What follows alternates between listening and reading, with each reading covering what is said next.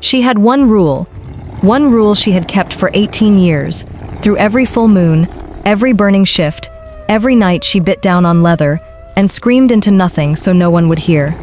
Don't shift, don't let them see, don't let them know what you are. She had kept that rule through hunger, through humiliation, through being called wolfless, a broken omega with no beast, no bite, no worth.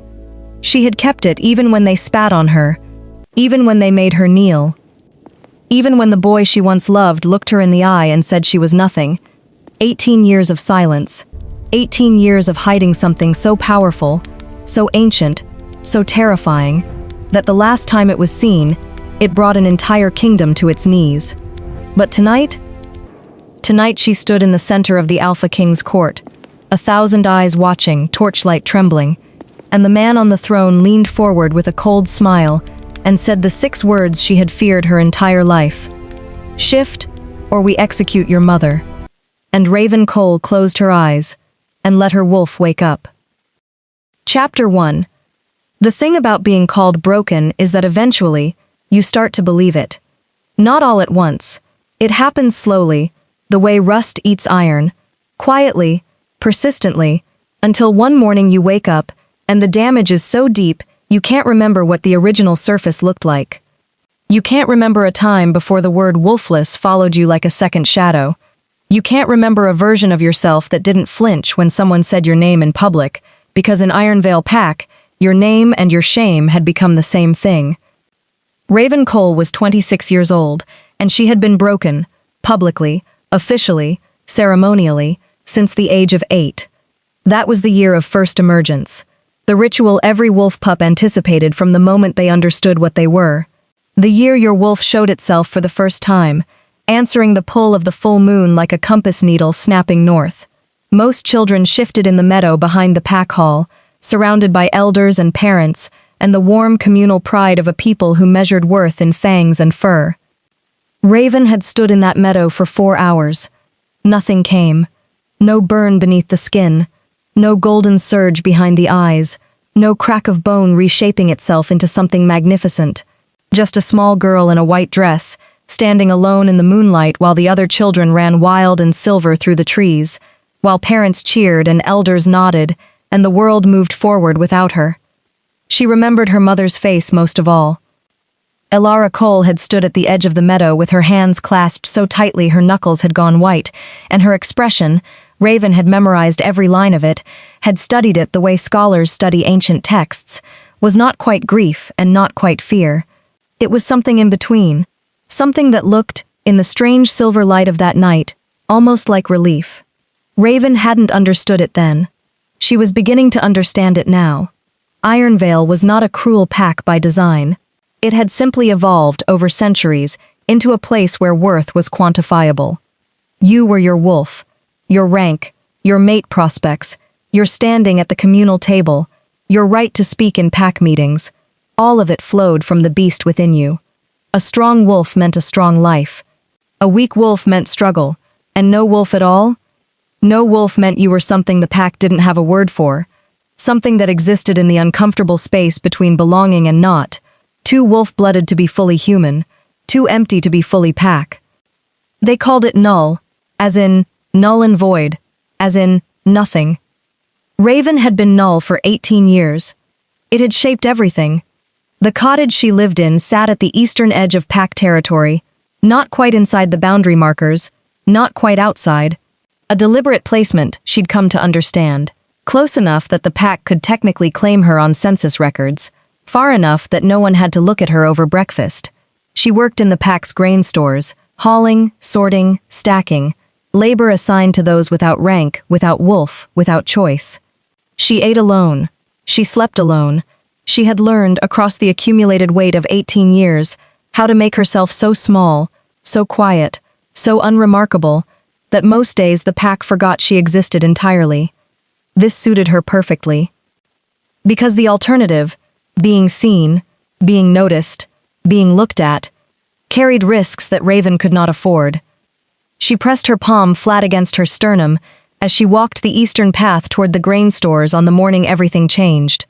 Beneath her ribs, Beneath the carefully constructed stillness she wore like armor, something breathed, something old and massive and barely contained, like a storm system held inside a glass jar. It had been there since birth. She understood that now, even if she hadn't then. It had been there in the meadow that night, watching through her eyes while the other children shifted, making a choice she hadn't been old enough to comprehend. Stay hidden, it had decided. Not yet, not here, not these people. Her wolf had chosen to hide. And Raven had spent 18 years making sure no one discovered that choice. The grain stores were quiet at this hour, the morning light still thin and gray, the air smelling of dust and dry wheat, and the particular loneliness of places where unwanted people do necessary work. Raven was 3 crates deep into the morning's inventory when she heard the boots on the stone floor behind her. She knew those boots. She knew that particular rhythm, 2 heavy steps, then a pause, like the person wearing them expected the world to stop and take notice. Null. She didn't turn around. I'm speaking to you. A hand landed on her shoulder and spun her with more force than necessary. Garrett Voss stood in the grain store doorway, broad and golden, and wearing the silver-threaded collar of a beta-rank enforcer like it was a crown.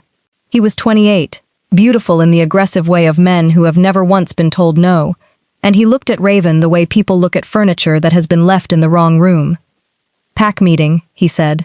Alpha's called everyone to the hall. You're required to attend. Raven set down the inventory ledger carefully. I'm working. Did I ask what you were doing? He tilted his head. Pack meeting. Everyone, including the Null. The word landed with practiced ease, hitting the bruise it always hit. Alpha's got news. Big news, apparently. She watched his face for a moment, the flat certainty in his eyes, the slight curl at the corner of his mouth that was almost a smile but not quite.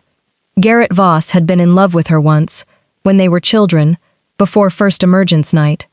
He had held her hand in the meadow. He had promised her, with the absolute sincerity of an 8-year-old boy, that they would be mates someday. That was 18 years ago. He was the one who had first called her Null. I'll be there, she said quietly.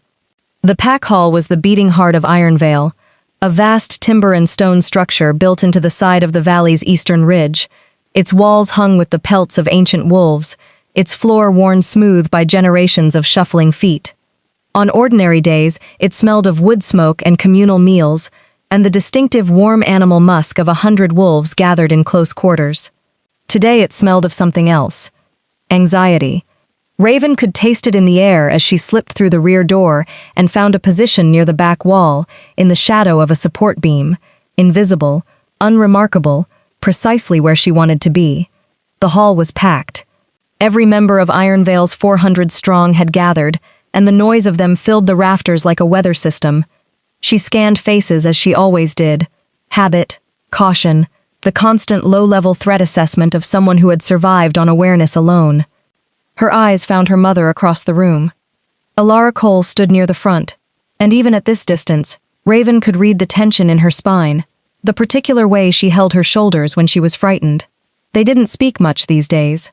Hadn't, really, since the morning 3 years ago when Raven had finally asked the question directly, and Alara had answered with silence, so absolute, it was its own kind of confession. There was something her mother knew, something about the meadow night, about the non-shift, about the thing breathing beneath Raven's ribs that had chosen to stay hidden. Alara hadn't confirmed it, but she hadn't denied it either. The hall went quiet so suddenly it was almost physical, a collective inhale, held.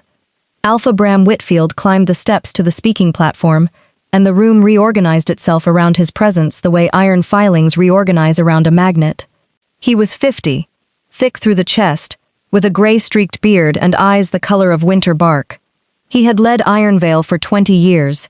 He was not unkind, as Alphas went. He simply operated from the axiom that pack strength required pack order, and pack order required the clear delineation of worth. Which meant he had never, in 20 years, done a single thing to improve Raven's situation. She didn't hold it against him, much. Ironvale. His voice filled the hall without effort, the natural authority of a dominant wolf in his own territory. I'll be brief.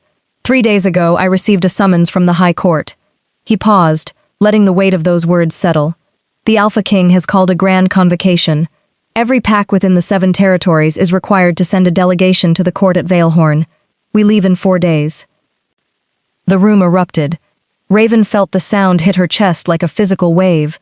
The Alpha King, Veilhorn, even she, even someone who had spent 18 years deliberately staying invisible, understood what those words meant. The Alpha King was not a figurehead. He was not a ceremonial position or a political convenience. Calum Drake was 29 years old, had taken the throne at 16 after his father's death, and in the 13 years since, had reshaped the 7 territories through a combination of military precision and a will so absolute it made mountains seem indecisive. She had never seen him. She had never wanted to. People who ended up in front of the Alpha King, in her experience, ended up changed by it, and not always in ways they had chosen. Alpha Bram raised a hand for quiet, and got it instantly. The delegation will consist of myself, Beta Voss, and 6 additional pack members selected by rank. I'll post the names by sundown.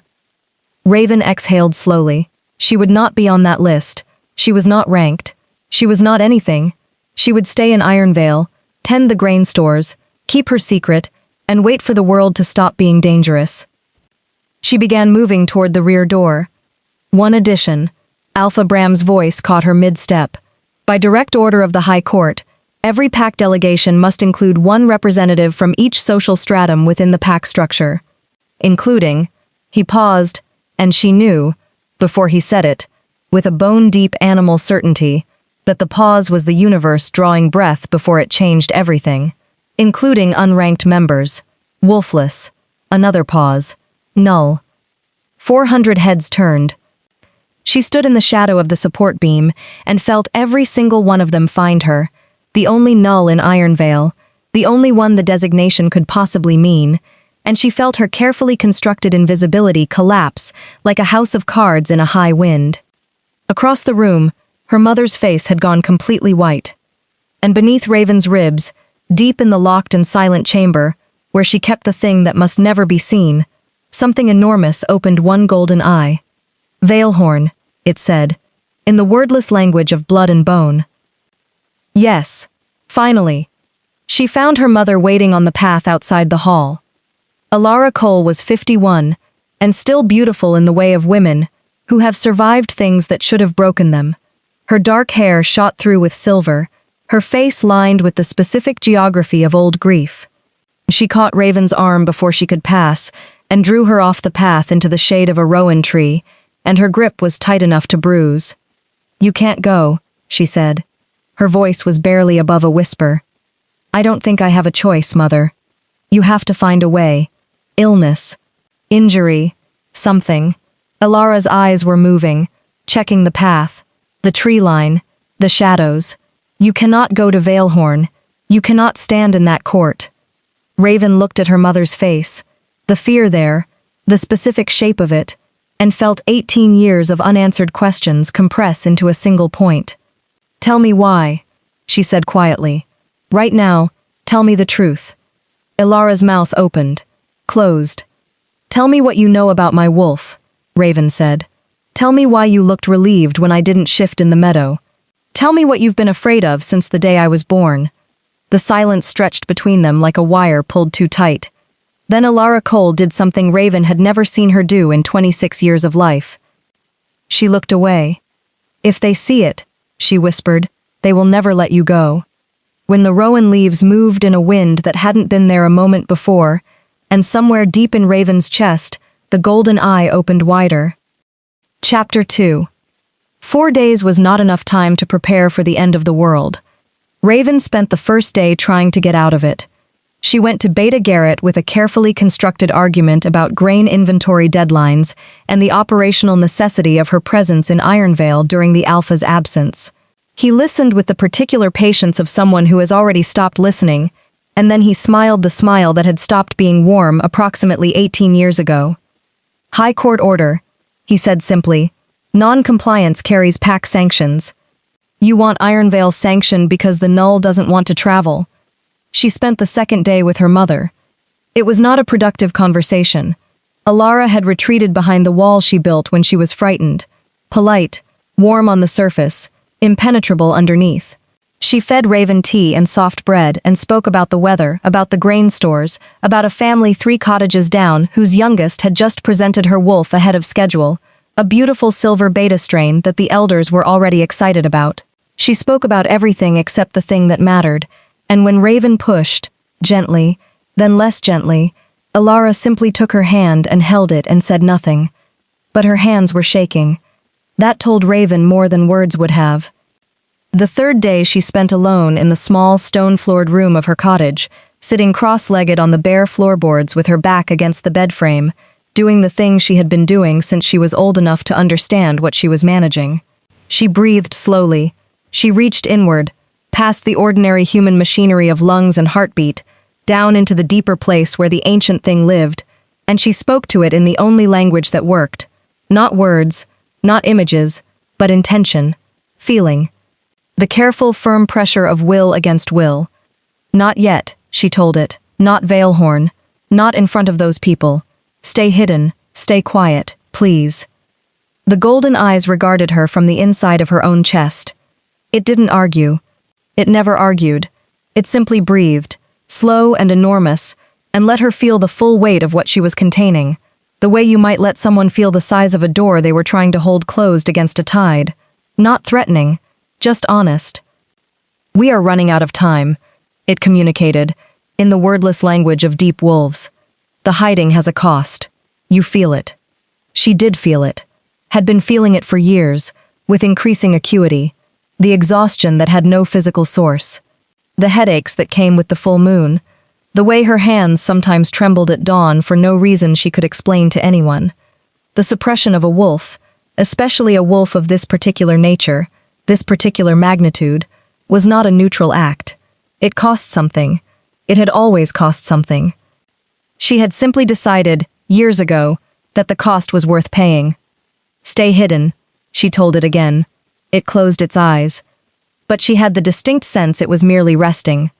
They left at dawn on the 4th day. The Ironvale delegation assembled at the pack's northern gate, Alpha Bram and Beta Garrett at the front, 4 ranked wolves behind them, 2 Omega-class members who had been selected for attendance with the resigned expressions of people who had not been given a choice. And Raven, at the back, wearing her most unremarkable clothing, a pack-traveling cloak 2 sizes too large, that she had specifically chosen because it made her easier to overlook. The journey to Veilhorn took 3 days by road. She had never left Ironvale's territory before. This surprised some people when they discovered it. 26 years old, and she had never once crossed the boundary markers that defined the eastern edge of the valley. But it made a particular kind of sense if you understood the logic of hiding. Boundaries were useful. Borders kept things contained. The further you traveled from the place that knew your fiction, the broken girl, the Null, the wolfless burden, the more opportunities arose for the fiction to crack. She watched the territory boundary pass beneath her feet and felt the strangest thing, not fear, exactly. Something older than fear, something that recognized the open road the way lungs recognize air. Yes, the wolf murmured inside her. This. She pulled the cloak tighter and kept walking. The delegation traveled by road and by pack vehicle, a heavy-built transport that smelled of leather and wolf and the particular tension of people who would not have chosen each other's company. Raven sat in the rear corner, which suited everyone. The ranked wolves clustered at the front of the cabin, their conversation the easy, territorial shorthand of people who belonged. Beta Garrett held court with the effortless authority of someone who had never once questioned his right to take up space. The 2 Omega-class members sat quietly in the middle, careful and self-contained. No one spoke to Raven. This was normal. She had a system for it, a mental architecture she had built over years for exactly this kind of extended social invisibility. She watched out the window. She counted things, trees, mile markers, the particular shape of clouds over unfamiliar terrain. She cataloged the landscape with the focused attention of someone who needed their mind occupied, because an occupied mind was a controlled mind, and a controlled mind kept the wolf quiet. The 7 territories unrolled outside the vehicle window like a map coming to life. She had studied maps. The pack hall had a library, modest but functional, and she had spent enough lonely evenings in it to develop a working knowledge of the world she never visited. The 7 territories sprawled across a geography of mountain and forest and river valley, 7 distinct pack regions under the unified authority of the Alpha King's court at Valehorn. Iron Vale sat in the 3rd territory, a mid-ranked region known primarily for its grain production and its extraordinary unremarkability. Nothing historic had ever happened in the 3rd territory. No great battles, no legendary alphas, no bloodlines that made historians excited. This had always struck Raven as an excellent quality in a home. By nightfall of the first day they had crossed into the 2nd territory, and the landscape changed, the flat valley giving way to rolling hills dense with old-growth timber, the air growing cooler and sharper, carrying the scent signatures of wolf packs she had never encountered. Foreign alphas, foreign betas, the layered complex chemistry of other territories' dominance markers. It should have been disorienting. Instead, she found herself breathing it in with something that felt uncomfortably like hunger. They stopped at a waypoint inn, a sprawling timber structure at a crossroads, one of dozens maintained by the High Court along the major travel routes for exactly this purpose. Grand Convocations required hundreds of delegations traveling simultaneously, and the logistics of feeding and housing them had apparently been solved generations ago. The inn was already crowded when they arrived, a dozen packed delegations milling in the common room, the air thick with competing scents, and the particular social complexity of wolves from different territories trying to establish hierarchy without technically challenging each other. Raven found a corner table. She was halfway through a bowl of something hot and unremarkable when the room changed. It changed the way rooms change when something significant enters them. A collective unconscious recalibration, heads turning without knowing why, conversations faltering mid-sentence. She looked up from her bowl. A woman had entered the common room alone. She was perhaps 40, with the kind of face that made you think of winter. Beautiful, severe, utterly without warmth. She wore traveling clothes of a quality that put every other delegation's attire to shame, and at her collar she wore a pin that Raven recognized from the maps she'd studied, the silver crest of the High Court itself. An emissary, a personal representative of the Alpha King, traveling the delegation routes. The woman's gaze moved across the room with the systematic efficiency of a military survey. It landed on Raven and stopped. Raven looked back down at her bowl. Her heart had accelerated in a way she did not appreciate. She heard footsteps approach. Smelled expensive perfume and something underneath it, the particular scent signature of a dominant wolf, high-ranking old bloodline. "You're the Null from Iron Vale." It wasn't a question. Raven looked up. The woman was standing across the table, studying her with an expression that was not quite curiosity and not quite recognition. Something in between. "I'm from Iron Vale," Raven said carefully. "Yes." The woman's eyes were the color of deep water, and they moved across Raven's face with an attention that was almost clinical. "Raven Cole," she said. 26. Mother is Alara Cole, née Ashford. Father. She paused, and something flickered behind those cold eyes. Unknown. Raven felt very still inside. "I don't believe we've been introduced." "Lady Valerie Thorne," the woman said. "Court assessor to His Majesty, Calum Drake. A beat. I've been looking for you for 3 years." The common room noise continued around them. 100 wolves eating and talking and existing, none of them paying attention to the corner table, where Raven's entire carefully maintained reality was developing its first visible crack. "You must have me confused with someone else," Raven said. Her voice was admirably steady. She was proud of it. Lady Valerie Thorne sat down across from her, without being invited, folded her hands on the table, and looked at Raven with eyes that had clearly never been confused about anything in their life. "The suppression is impressive," she said quietly, too quietly for the room to hear. "Whatever technique you're using, I've never encountered anything that complete. Even our most sensitive court readers couldn't locate the signature." A pause. "But I'm not a court reader, Miss Cole. I'm something rather older than that, and to me," she tilted her head slightly, the way wolves tilt their heads when they are tasting the air. "To me, you are the loudest thing in this room." Raven's hands were flat on the table. She focused on keeping them there, on keeping her breathing even, on keeping the thing in her chest quiet, quiet, quiet, though it had become suddenly very awake. "I don't know what you think you're sensing," Raven said. "No. Lady Valerie's expression shifted, not quite softening, but something adjacent. But you do. Silence. I'm not here to expose you, the woman said. I want you to understand that. Tonight, in this room, you are safe. I have no interest in making a scene at a Waypoint Inn. She held Raven's gaze steadily. But Veilhorn is different. The court is different. There are people there with sensitivities far exceeding anything you've encountered in Ironvale, and when they feel what I feel, and they will, Miss Cole, the moment you cross the court threshold, you will not have the luxury of choice about how this goes. Raven said nothing. She was very good at saying nothing. The Alpha King has called this convocation for a specific reason, Lady Valerie continued. There is a threat moving through the 7 territories.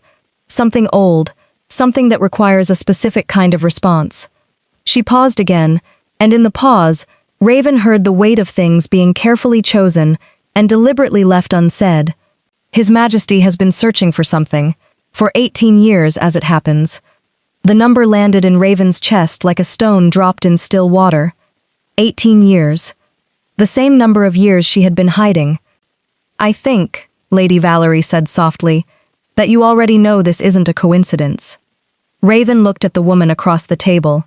The careful eyes, the controlled expression, the slight tension around her mouth that might, in someone less disciplined, have been called concern, and made a decision.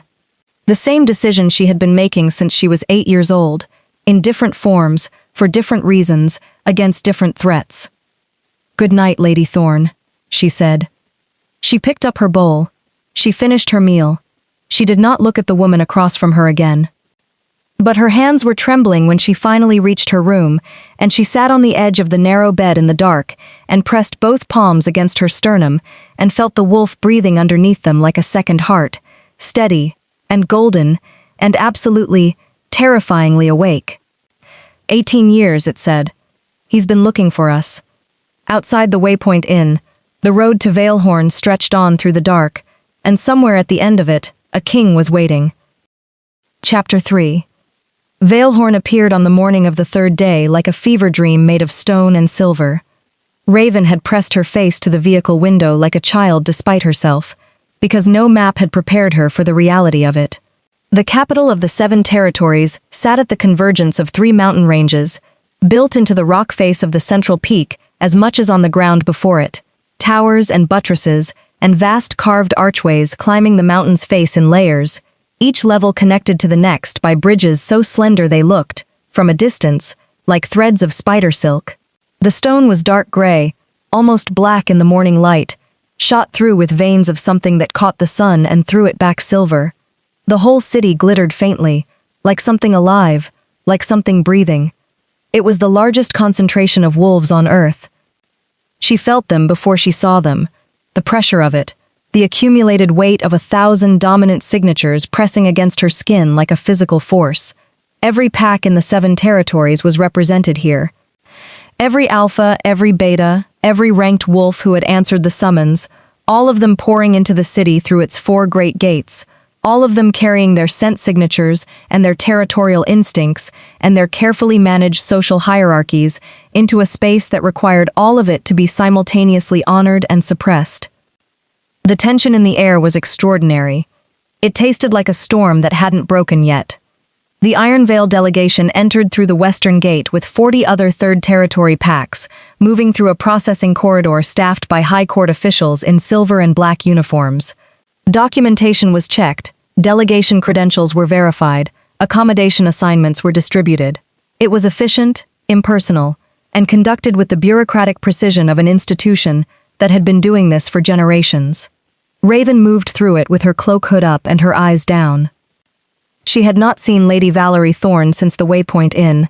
The woman had been gone by morning, no sign of her at breakfast, no trace of her traveling party on the road. She had appeared, delivered her careful words like precisely aimed arrows, and vanished. Raven had spent the remaining journey telling herself it didn't matter, that whatever the court assessor thought she had sensed was irrelevant, that the suppression would hold. She told herself this with the conviction of someone who was no longer entirely sure they believed it. The wolf was different since the inn, not louder exactly, but more present, more awake, more attentive, like an animal that has caught a scent it recognizes and is now orienting toward it with total focus. It breathed slowly in her chest, patient and enormous, and every mile closer to Veilhorn, it breathed a little deeper, as though the city itself was air it had been waiting for. "Stop," she told it, as they passed through the gate. It simply breathed. Their accommodation was in the 3rd Territory residential quarter, a long, low building of the same dark stone, clean and adequately furnished, with enough rooms for the delegation, and a common area where they were apparently expected to spend their time between the formal court sessions. Alpha Bram surveyed it with the expression of a man who had expected something slightly more impressive and was adjusting his dignity accordingly. Beta Garrett immediately identified the largest private room and claimed it. The Omega-class members found adjacent rooms and closed their doors with the universal body language of people who wanted to be left alone. Raven was assigned the room at the end of the corridor. It had a single window that looked east, toward the mountain face, toward the upper tiers of the city where the palace complex climbed the rock in dark spires. She stood at the window for a long time after setting down her travel bag, looking at the palace and feeling the wolf look with her. The Grand Convocation was scheduled to begin the following morning with a formal assembly in the Great Court, the vast ceremonial hall at the palace's center, where the Alpha King would address the gathered delegations. After that, 3 days of structured sessions, policy review, territorial boundary arbitrations, pack census presentations. Standard convocation business, according to the information packet distributed at the Western Gate. Nothing in the information packet explained what Lady Valerie Thorne had said about a threat moving through the 7 territories. Nothing in it explained what the Alpha King had been searching for 18 years. Raven turned from the window and began unpacking her travel bag with methodical precision, laying each item in its place, imposing order on the small territory of her room, the way she always imposed order on the small territories available to her. Control what you can. Hold the line where you can hold it.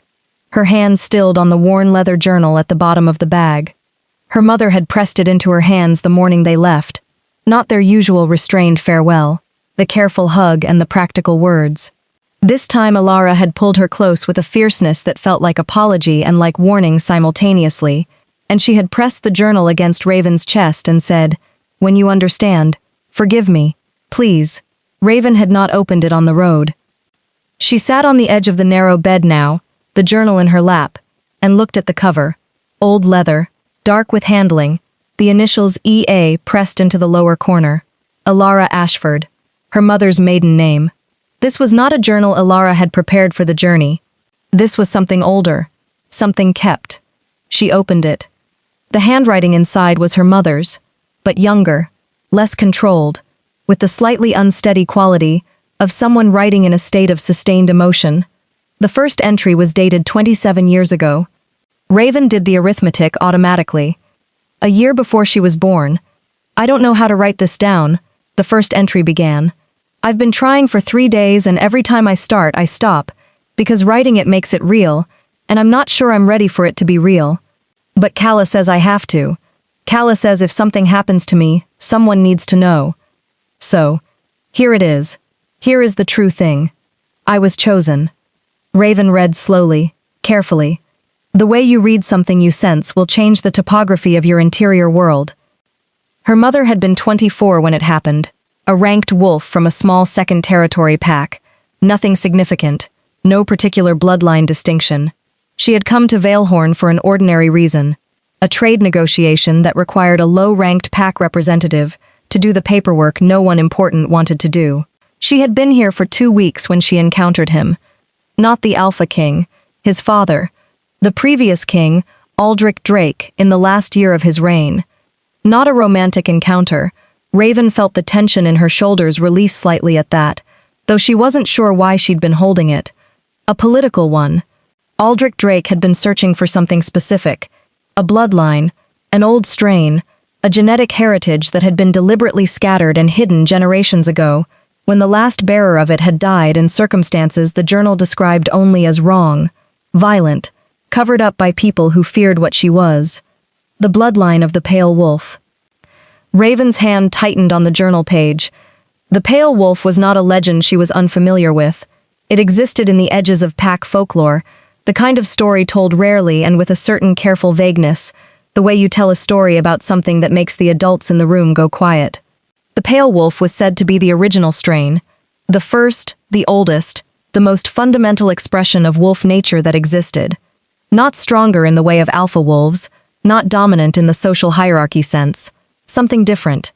Something that operated on a register beneath all of that, like the root system under a forest, invisible and foundational. The last known bearer had died 3 generations ago, or so everyone believed. Aldrich told me, her mother had written, that the bloodline didn't die. It was hidden, by the woman herself. Before the end, she passed it forward, not to her children, because her children were known, and known things can be targeted. She passed it sideways, into a collateral line, a small pack, unremarkable, easily overlooked. A pause in the handwriting, as though Alara had put the pen down and picked it up again. My line, my grandmother's grandmother, 3 generations back. She carried it dormant, and her children carried it dormant, and I carry it dormant, and Aldrich says. The sentence broke off. The next line was written with slightly more pressure, the letters darker. Aldrich says the dormancy skips a generation. He says the bloodline doesn't activate in the carrier, it activates in the carrier's child. He says my child will be the pale wolf. Raven stopped reading. She sat very still on the edge of the narrow bed, in the small room at the end of the corridor, in the city that glittered like something alive, and she breathed.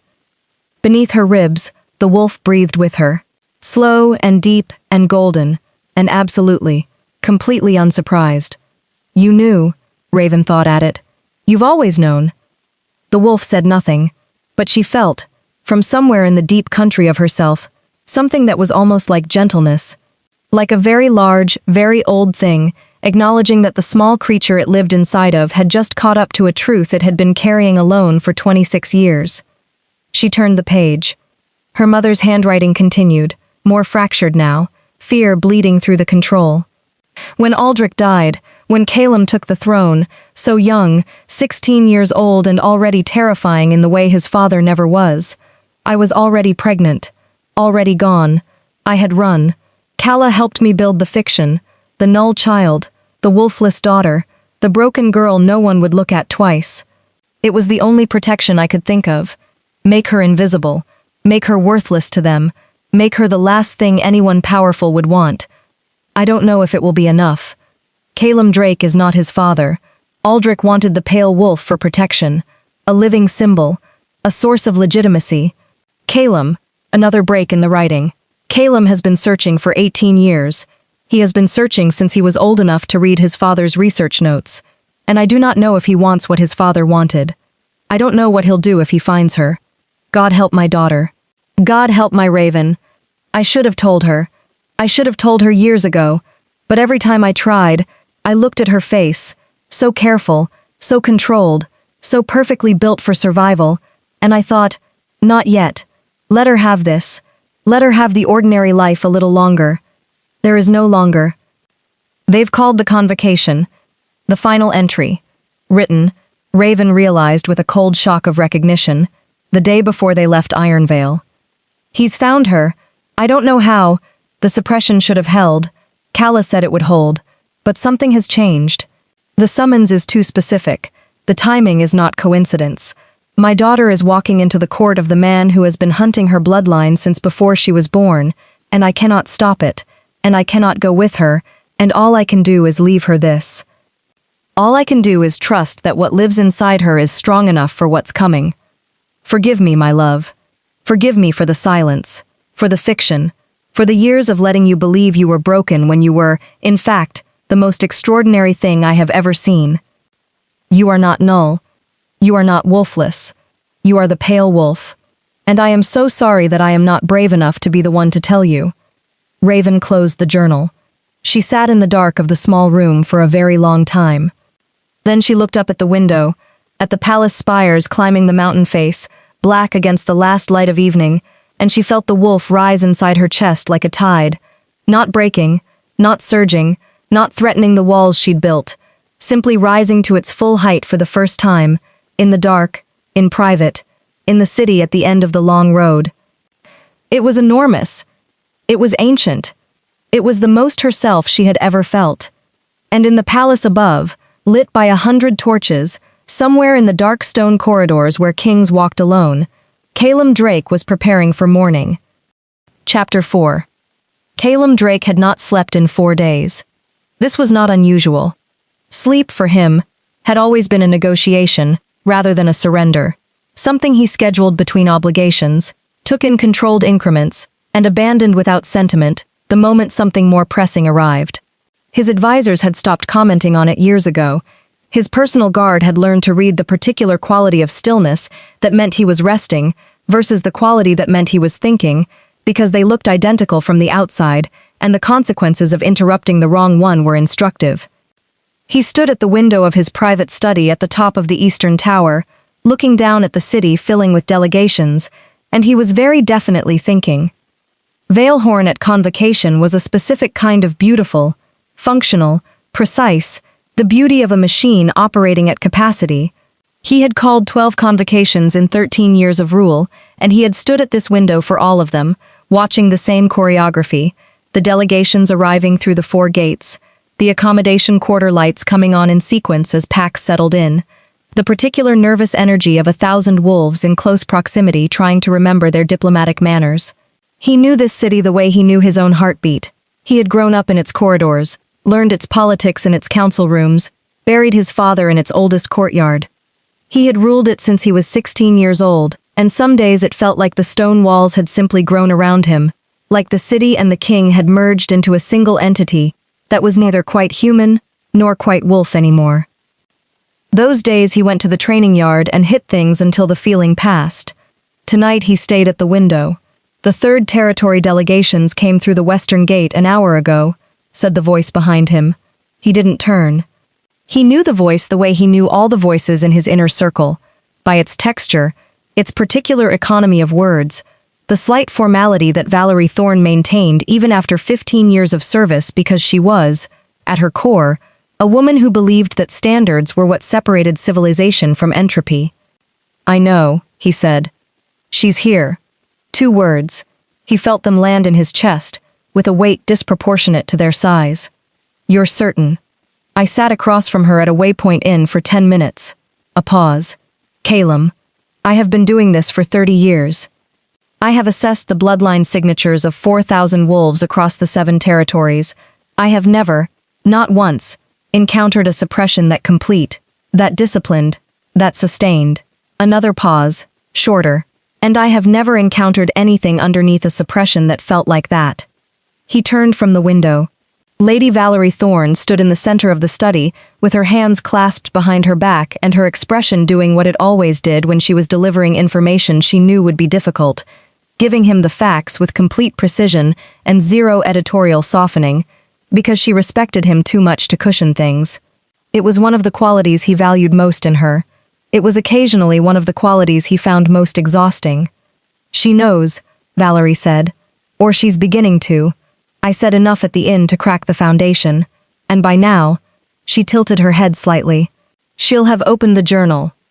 He went still. "How do you know about the journal?" "Because Alara Cole is not a stupid woman, and a not stupid woman in that situation leaves a journal." Valerie's eyes met his steadily. "She ran from your father, Calum. She built an 18-year fiction to protect her daughter. She sent that daughter into your court knowing she couldn't stop it. The journal is the only thing she could do." He turned back to the window. Below, the 3rd Territory residential quarter. Somewhere in that building of dark stone and adequate furnishings, a woman was reading her own origin story for the first time, and he was the reason her mother had felt it necessary to hide it from her. He carried that with a certain uncomfortable clarity. He had always carried it. It was the cost of the search, the years of it, the reach of it, the way it had spread across the territories like roots, turning over stones, following bloodline traces through census records and old pack histories, and the occasional unreliable tip from people who thought they knew things. 18 years of searching, and all along she had been in the 3rd Territory, moving grain crates in Ironvale, hiding in plain sight behind the most effective fiction anyone had ever constructed. "What's her presentation?" he asked. Valerie understood the question, Not the wolf, but the person. Contained, she said, disciplined in a way that goes beyond trained behavior. She's been managing this alone, without guidance, without knowing what she is, and she has not cracked once in 18 years. The suppression is self-constructed. A beat of something that in Valerie might have been admiration. She built it herself, as a child, without knowing what she was building. He thought about that, about an 8-year-old girl in a meadow, her wolf burning inside her, choosing, instinctively, impossibly, to hold it back. To read the room and decide it was not safe. To construct, from pure survival instinct, a suppression so complete it had fooled every reader in the territories for nearly 2 decades. The pale wolf. His father had described it in the research notes as a theoretical, something pieced together from historical accounts and genetic ancestry records, and the kind of academic speculation that happens when a scholar is chasing something he can't quite reach. The original strain, the root expression, the wolf that existed not as a social rank, but as something more fundamental, a connective force, an anchor point for wolf nature itself. The last documented bearer had died in circumstances his father's notes described with careful vagueness, which told Calum everything he needed to know about the circumstances. He had read those notes at 16, the week after his father's funeral, alone in this study, and he had understood 3 things simultaneously: what was lost, what it meant that it was lost, and what it would mean to find it again. He had spent 13 years trying to be certain he understood the 3rd point correctly. "I want her brought to me before the formal assembly," he said. Valerie's expression shifted. Not alarm, but a close neighbor of it. Calum, not commanded, not summoned. He heard the distinction in his own voice. "I want her given the choice. I want her told that the Alpha King requests a private audience, prior to the assembly, at her convenience." He paused. Those words specifically. At her convenience. A silence. "She'll refuse," Valerie said. "Probably. And then?" He looked at his court assessor for a moment, at the woman who had served his father before him, who had been in this study for more conversations than he could count, who knew the specific geography of his thinking better than anyone alive. "Then we go to the assembly," he said, "and I find another way." Valerie held his gaze for a beat longer than usual. Then she nodded once, with the precise economy of motion that was her signature, and left him to the window and the city and the thinking that looked, from the outside, exactly like stillness. The message arrived at Raven's door at the 9th hour of the evening. She had been sitting on the floor beside the bed. She had moved from the bed to the floor at some point during the journal reading, finding the solidity of the stone more useful than the softness of the mattress, in the way that solid surfaces are useful when the world is reconfiguring itself around you. The journal was closed in her lap. She had read it twice. The second reading was calmer than the first, which she was choosing to interpret as evidence of resilience rather than shock. The knock was precise, 3 measured taps. She rose, crossed to the door, opened it. A high court official in silver and black, young, carefully neutral, holding a sealed envelope with both hands, in the way of someone who has been specifically instructed on the manner of delivery. "Miss Cole," a slight bow. "From His Majesty, I was asked to convey that the audience is entirely at your discretion, and that no response is required tonight." He offered the envelope. She took it. He left. She stood in the doorway for a moment looking at the envelope, dark paper, silver wax seal bearing the crest of the Drake line, her name written on the front in handwriting that was spare and precise, and told her nothing about the person who had written it, except that they were someone who did not waste motion. She went back inside. She did not open the envelope immediately. She set it on the small desk in the corner of the room, and looked at it from across the room, as though proximity might give her more information than she currently had. The wolf in her chest regarded it with interest. She told the wolf its opinion was not required. The wolf disagreed silently but did not press the point. She thought about what she knew. Calum Drake, 29, 13 years on the throne. By all accounts, and she had gathered accounts, over the years, from the Pack Hall Library and the occasional travelers who passed through Ironvale, a king who ruled with the particular combination of intelligence and will that made him either a visionary or a tyrant, depending on which side of his decisions you were on. He had unified the 7 territories more completely than any ruler in 2 centuries. He had restructured the pack ranking system, the territorial boundary protocols, the High Court's judicial process. He had done all of it before the age of 25, and he had done it without appearing to ask anyone's permission. He had also, according to her mother's journal, been searching for her since before she was born. She thought about that word, searching. It was a word that implied want, and want implied purpose, and purpose was the thing she needed to understand before she took a single step toward the man on the throne. What did he want from the pale wolf? She thought about Lady Valerie Thorne's words at the inn, a threat moving through the 7 territories, something old, something that requires a specific kind of response. She thought about her mother's words in the journal, I do not know what he'll do if he finds her. She crossed the room, picked up the envelope, and broke the seal. The letter inside was brief. 4 sentences. She read them twice. Miss Cole, I am aware that the nature of this summons, and the circumstances surrounding it, place you in a position of significant disadvantage. I want you to know that is not my intention. I am asking for a conversation between 2 people who share a problem neither of them created. Nothing more. CD. She put the letter down. 2 people who share a problem. She thought about that phrasing for a long time, the specific choice of it, the deliberate equality it implied, the careful absence of any language that would remind her of the vast disparity between a wolfless grain store worker from the 3rd territory and the alpha king of the 7 territories. It was a thoughtful choice, a precise one, which told her that the person who made it was someone who understood the power of language, someone who thought carefully about how words landed. That was, she decided, either deeply reassuring or extremely dangerous.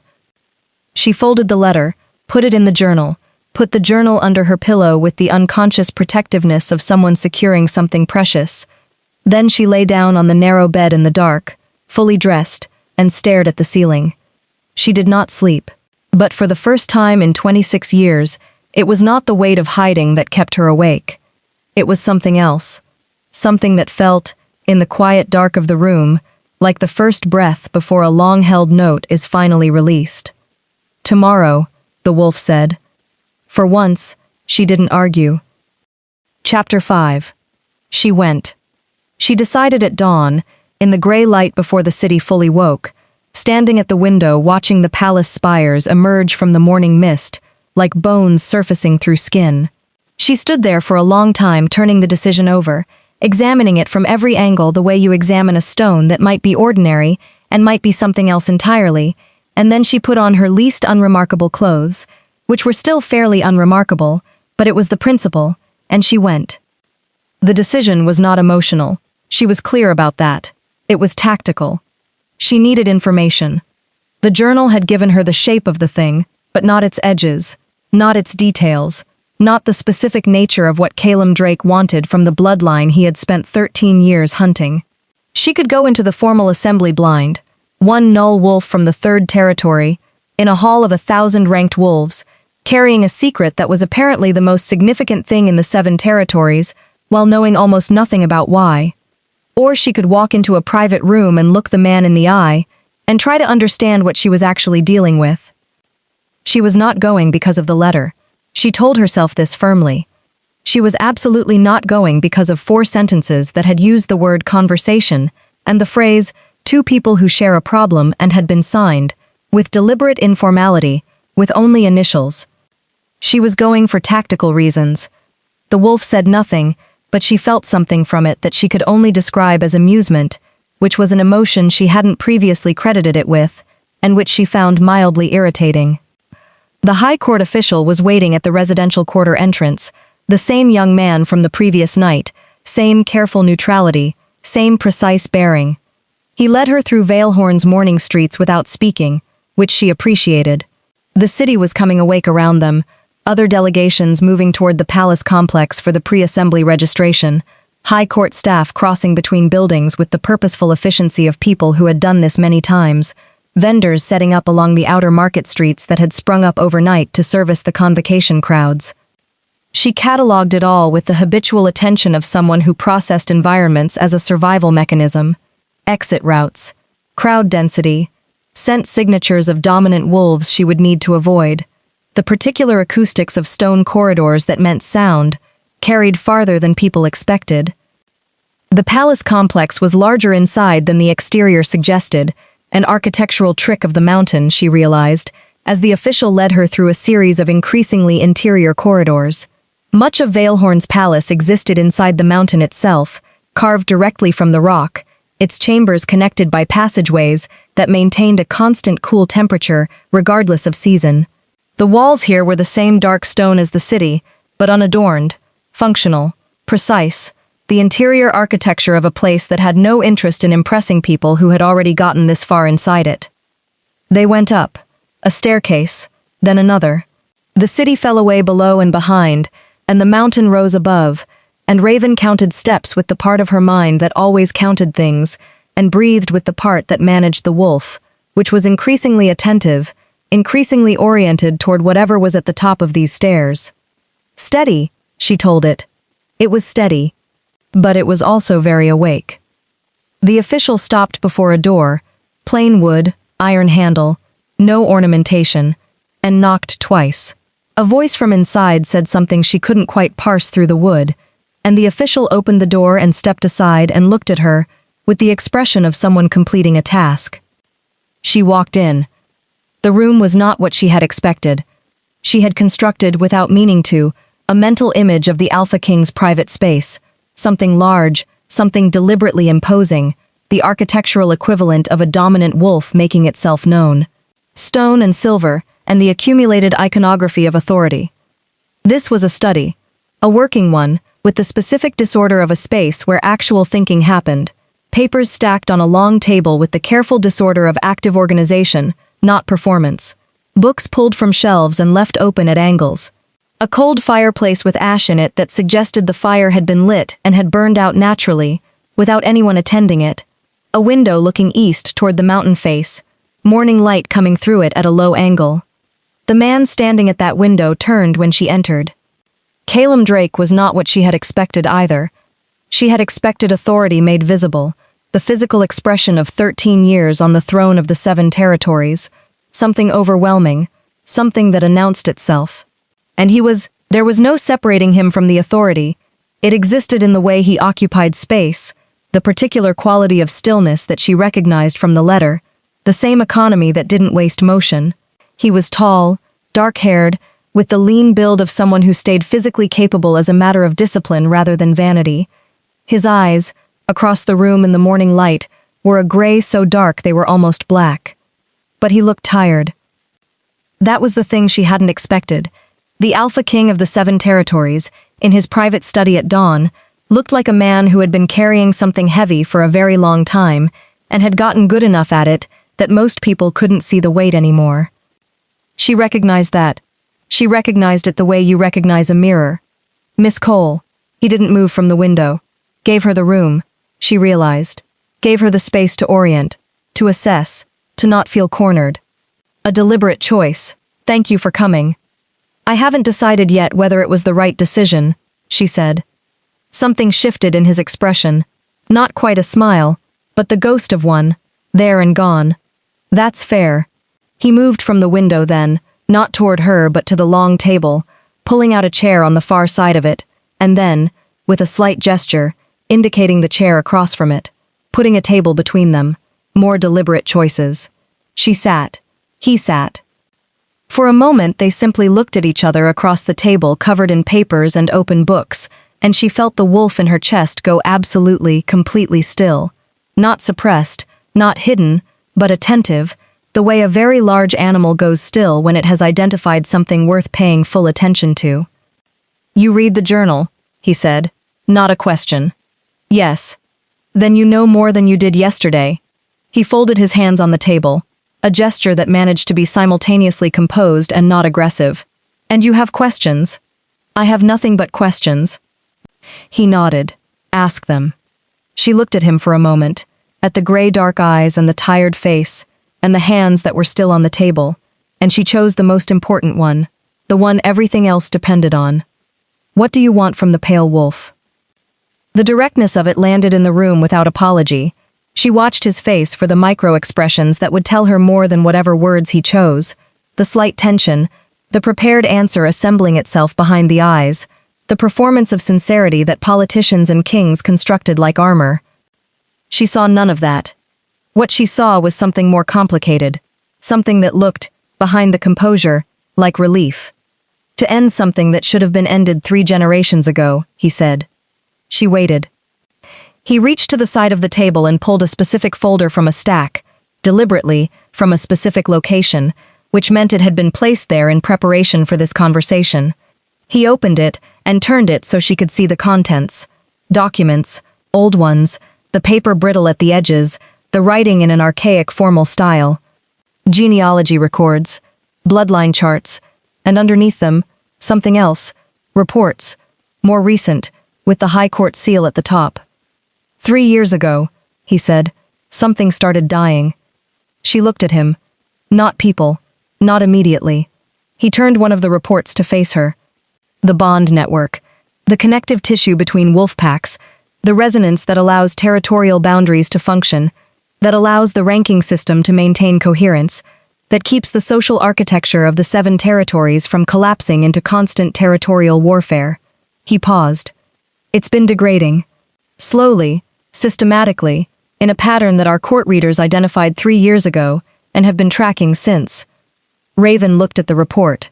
Charts, numbers, geographical mapping of something called resonance index declining across the territories in a pattern that moved from the outer edges inward. What's causing it? We don't know. Not precisely. He turned another page.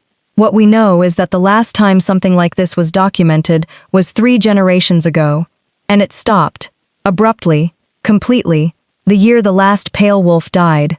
He looked at her steadily across the table. The working theory, held by every scholar who has reviewed the historical record, is that the pale wolf functions as something analogous to a root system, the connective base that the entire wolf bond network is anchored to. Without it, the network degrades, she said quietly. Yes. And eventually, collapses. He said it without inflection, without drama, with the particular flatness of someone who has had enough time with a terrible fact to have processed most of the emotional charge out of it. We have, at current degradation rates, approximately 2 years before the outer territories begin experiencing complete bond dissolution. Pack cohesion failure, territorial boundary breakdown. A pause. What follows that, historically, is war. Extended, catastrophic, the kind that reshapes maps. The room was very quiet. Raven sat with the information the way she sat with difficult things, not reacting immediately, letting it settle into its full weight before she responded to it. 2 years, the collapse of the network that held wolf society together, and the proposed solution was, me, she said. The pale wolf, he said. Yes. You don't know that I'm actually... I've known since Valerie sat across from you at that inn. He said it without arrogance, just precision. The signature is unmistakable to someone who knows what they're looking for. My father spent 20 years developing the theoretical framework for identifying it. I spent 13 years following the genealogical trail. He held her gaze. You are the pale wolf, Miss Cole. The suppression you've built is extraordinary. Genuinely, I don't think anyone in history has managed anything comparable, but it doesn't change what's underneath it. She absorbed this. What does it require? She asked. Practically, what does the pale wolf actually have to do to address the degradation? He was quiet for a moment, the first moment of apparent hesitation she had seen from him, which told her the answer was complicated. The historical accounts describe a process called root anchoring, he said finally. The pale wolf shifts, a full, unrestricted shift, in a location of sufficient resonance. The original strain, expressed fully and freely, sends a pulse through the bond network, re-anchors it. He paused. The accounts are not perfectly specific about the mechanism, but they are consistent about the requirement. She understood what he wasn't quite saying. A full shift, she said, unrestricted, no suppression. Yes. In public. A beat. In the great court. At the formal assembly. Before the full convocation. The resonance of 1,000 wolves gathered in ceremony amplifies the pulse significantly. It's not sufficient to perform the anchoring in private. There it was. The Great Court. 1,000 wolves. Every delegation from every pack in the 7 territories. The Null from Iron Vale, the wolfless girl, the broken one, standing in the center of the Alpha King's court and letting 18 years of hidden truth come burning through her skin.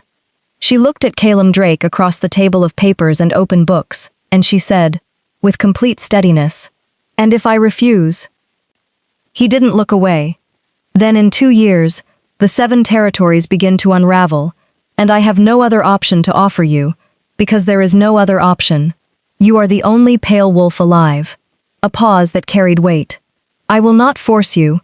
I want to be completely clear about that. What you carry is yours. What you choose to do with it is yours.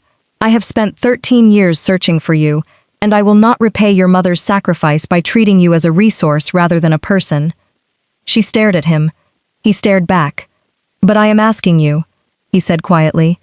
"I am asking you, plainly, as one person to another, with full knowledge of what it costs, to let your wolf be seen." The silence between them was the longest she had experienced. That wasn't her own private silence. The silence of the grain stores, and the empty cottage, and the 18 years of hiding. This was a different kind. This was the silence of a decision forming, of a self deciding what it was. Beneath her ribs, the wolf rose to its full height. It did not push through. It did not demand. It simply stood, enormous, and ancient, and luminous, and waited with the patience of something that had been waiting for 26 years, and could wait a little longer. But only a little. "I need time," she said. "The assembly begins in 4 hours." "Then I need 4 hours." He nodded once, rose from the table without pressure, without pursuing, without adding anything to the ask that was already everything. He moved back to the window and looked at the mountain, and gave her his profile instead of his face. Another deliberate choice, she recognized. Space to leave without it being a confrontation. She stood, moved to the door. "Miss Cole." She stopped, didn't turn. "For what it's worth," he said, to the window, to the mountain, to the morning light coming through the glass. "I'm sorry. For the 18 years, for what the searching cost your mother, for what the hiding cost you." A pause. "Whatever you decide today, I want you to know that I'm aware of the price, and I don't take it lightly." She stood at the door for 1 breath, 2. Then she left. Chapter 6. She walked. Not back to the residential quarter, not to any destination she had identified in advance. She simply walked, through Valehorn's morning streets, through the controlled choreography of a city hosting a convocation, through the press of wolves from 7 territories who moved around her without noticing her because she was still, even now, even with everything, very good at being overlooked. Her mind was doing the thing it did when she gave it a problem of genuine magnitude, breaking it into components, examining each one, refusing to be overwhelmed by the whole, by insisting on understanding the parts. It was the same mental process she used to manage the suppression, to manage the hiding, to manage 18 years of being something she was not allowed to be. Systematic, precise, feelings acknowledged and then set aside until there was time for them. She catalogued what she knew. The bond network was degrading, real, documented, mapped.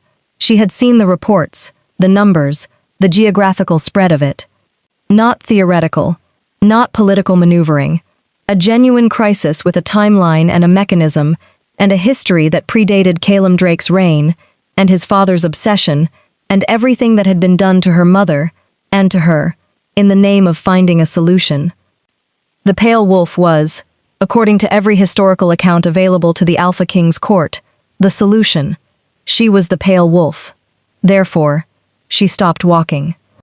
She was standing in a small courtyard she had wandered into without noticing, one of dozens tucked between the palace complex's outer buildings, this one containing a stone bench, a dormant fountain, and a rowan tree that had no business being this far into the mountain city, but existed anyway, with the stubborn particularity of things that grow where they shouldn't. She sat on the bench and looked at the rowan tree and thought about her mother. Alara Cole had made a choice when Raven was still theoretical. Still a possibility, a pregnancy, a thing that had not yet become a person. She had made a choice to run, to hide, to build a fiction so complete that her daughter grew up believing she was broken.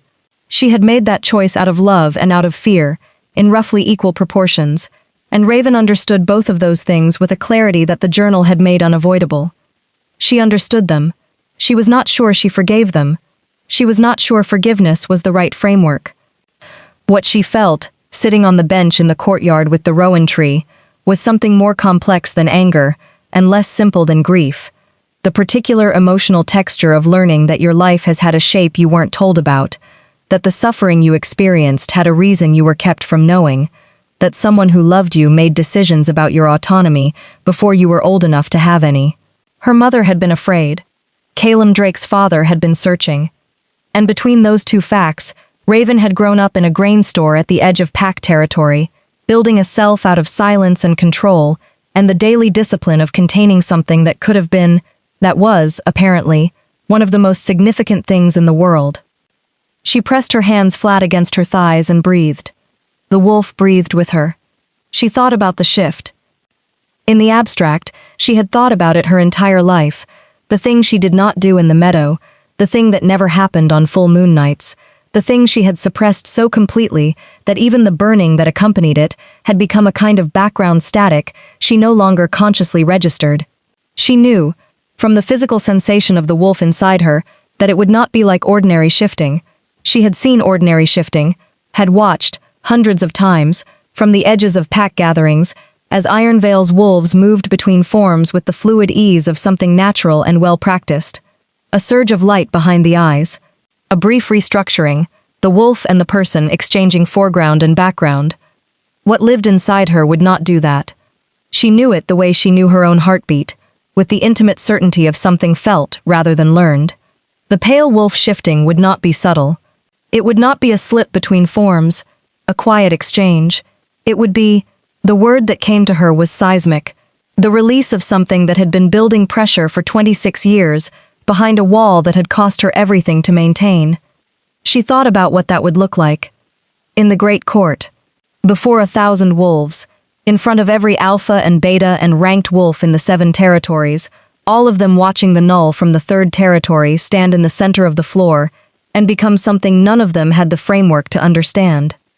She thought about Garrett Voss's face. She thought about Alpha Bram's face.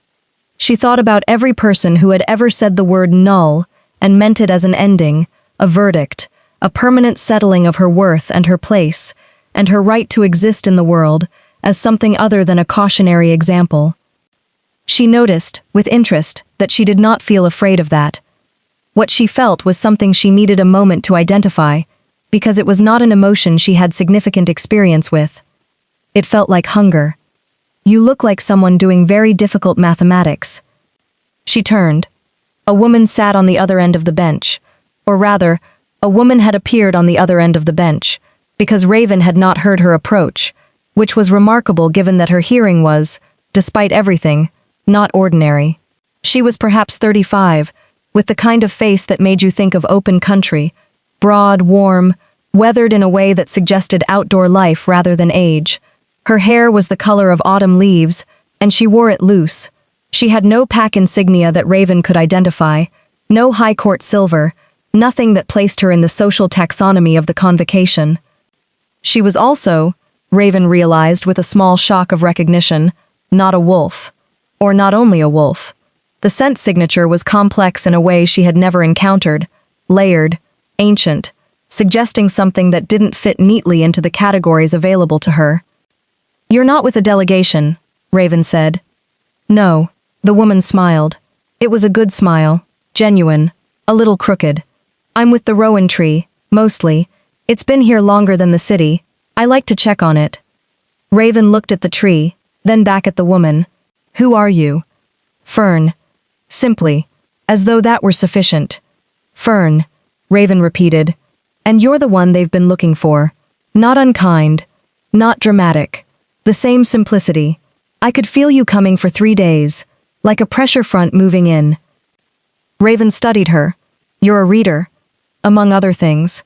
Fern tilted her head, regarding Raven with eyes that were an unusual shade, not quite green, not quite gold, the color of light through leaves. You built that suppression yourself. When you were very young. 8. 8. Something moved across Fern's face, not quite pain, but its cousin. That's very young to carry something that heavy. I didn't know what else to do. No, you wouldn't have. Fern was quiet for a moment, looking at the rowan tree.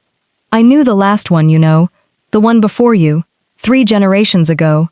She paused at Raven's expression. I'm older than I look, considerably. A slight smile. She was remarkable, terrifying, in the way of things that are exactly what they're supposed to be. She had none of your discipline. She never had to hide, so she never learned to contain it.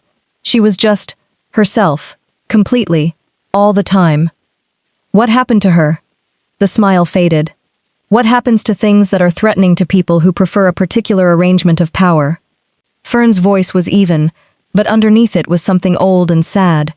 She was killed by people who understood what she represented and decided the network degrading slowly was preferable to the loss of certain hierarchical structures that the pale wolf's presence made uncomfortable. Raven absorbed this. So the degradation isn't accidental. Fern looked at her steadily. What do you think? She thought about it. About the timeline. 3 generations of degradation, coinciding precisely with the death of the last pale wolf. About the way Calum had described it. Systematic. About the geographical spread, moving from the outer territories inward, which was the pattern of something bleeding out rather than something failing organically. Someone accelerated it, she said slowly. She stopped. The degradation has a natural component, Fern said carefully. The absence of the root anchor causes genuine organic decline. But yes, there are those within the 7 territories, within the power structures of several packs, for whom the collapse of the bond network represents an opportunity rather than a catastrophe. Territorial warfare reshapes maps. New hierarchies emerge from the wreckage. Old power structures fall, and new ones rise in their place. A pause. They have been helping it along. Calum knows this? Calum suspects it. He doesn't know who. Fern turned to look at her directly. Which means that when you walk into that great court today, if you walk into that court, you will not simply be performing a ritual, you will be making yourself a target for people who have invested significantly in the alternative outcome. The courtyard was very quiet. You're not here to encourage me, Raven said. I'm here to make sure you understand what you're choosing, Fern said. If you choose it. She held Raven's gaze steadily. There is a difference between walking into danger informed and walking into it ignorant. The outcome may be the same, but the person doing the walking is different. And you think I should go? I think, Fern said carefully, that you have been deciding who you are for 26 years in the absence of the most important piece of information about yourself. And I think that today, for the first time, you have all the pieces. She rose from the bench with the unhurried ease of someone for whom time moves differently. The rest is yours. She walked to the rowan tree and put one hand flat against its bark, and Raven had the distinct impression, irrational, impossible, that the tree leaned into the touch the way a dog leans into a familiar hand. Then she was gone.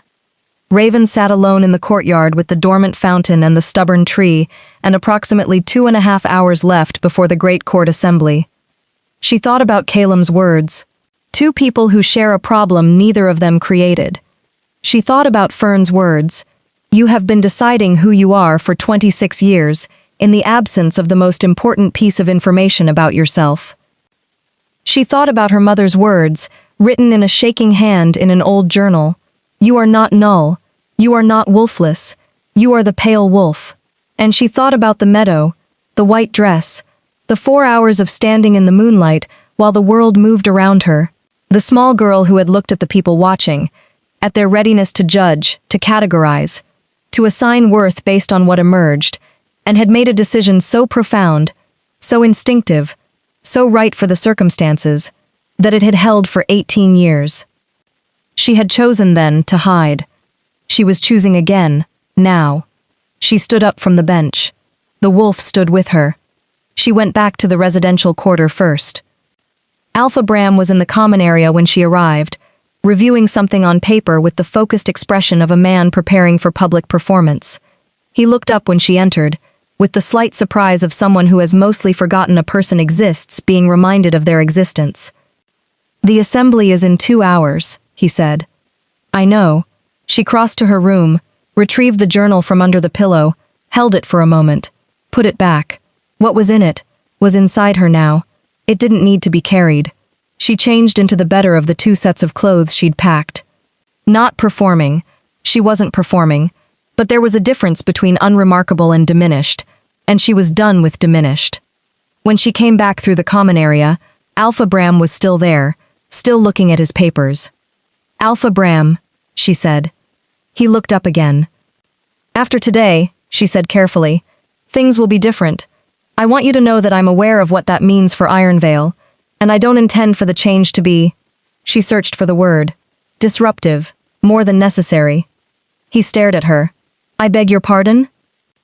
She looked at him for a moment, at the man who had run her pack for 20 years, who had placed her at the eastern edge of his territory and forgotten about her, who had never been cruel, but had never once questioned the cruelty of the system she lived in. "Never mind," she said. And she walked out into the street, toward the palace, toward the great court, toward the thing she had been walking toward since she was 8 years old, in a white dress in a moonlit meadow.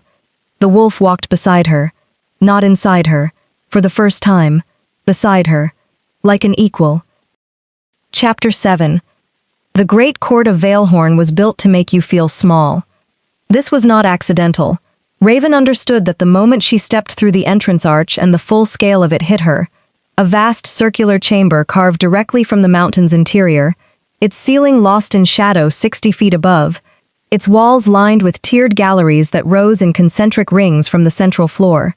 Every surface was the same dark stone as the city, but here it had been worked, carved with the histories of the 7 territories and relief panels that covered every inch of available wall space, generations of wolf history rendered in stone, watching from all sides.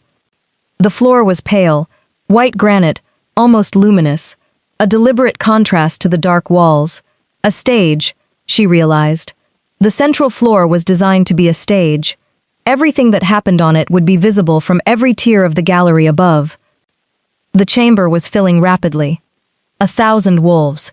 She had known the number abstractly, but the reality of it was something different. The sound of it, first. A roar of gathered voices that the stone amplified and returned from every direction simultaneously. Then the scent. 1,000 wolf signatures layering over each other, a complexity of territorial markers and dominance signals, and the particular chemistry of large numbers of apex predators attempting to coexist in a defined space. It was overwhelming in the way that weather is overwhelming. Not personal, just enormous. She stood just inside the entrance arch for a moment and let it hit her. The wolf in her chest. Beside her, she corrected, remembering the walk through the streets, breathed it in slowly. Sorting through it, cataloging. She felt it making assessments she didn't have conscious access to, reading the room on a register she was only beginning to understand she possessed. There, it indicated, with the wordless precision it used for important things. She followed the direction of its attention. 3 tiers up in the gallery, positioned in the section reserved for the senior pack delegations of the First Territory, a group of wolves that didn't quite fit. They wore First Territory insignia, sat in the First Territory section, performed every external marker of belonging to that delegation. But their scent signatures were wrong. Not wrong in a way she could have articulated technically, but wrong in the way that a note played slightly flat is wrong, perceptible to an ear calibrated to hear it. She memorized their faces, filed them. Then she moved to find the Ironvale section.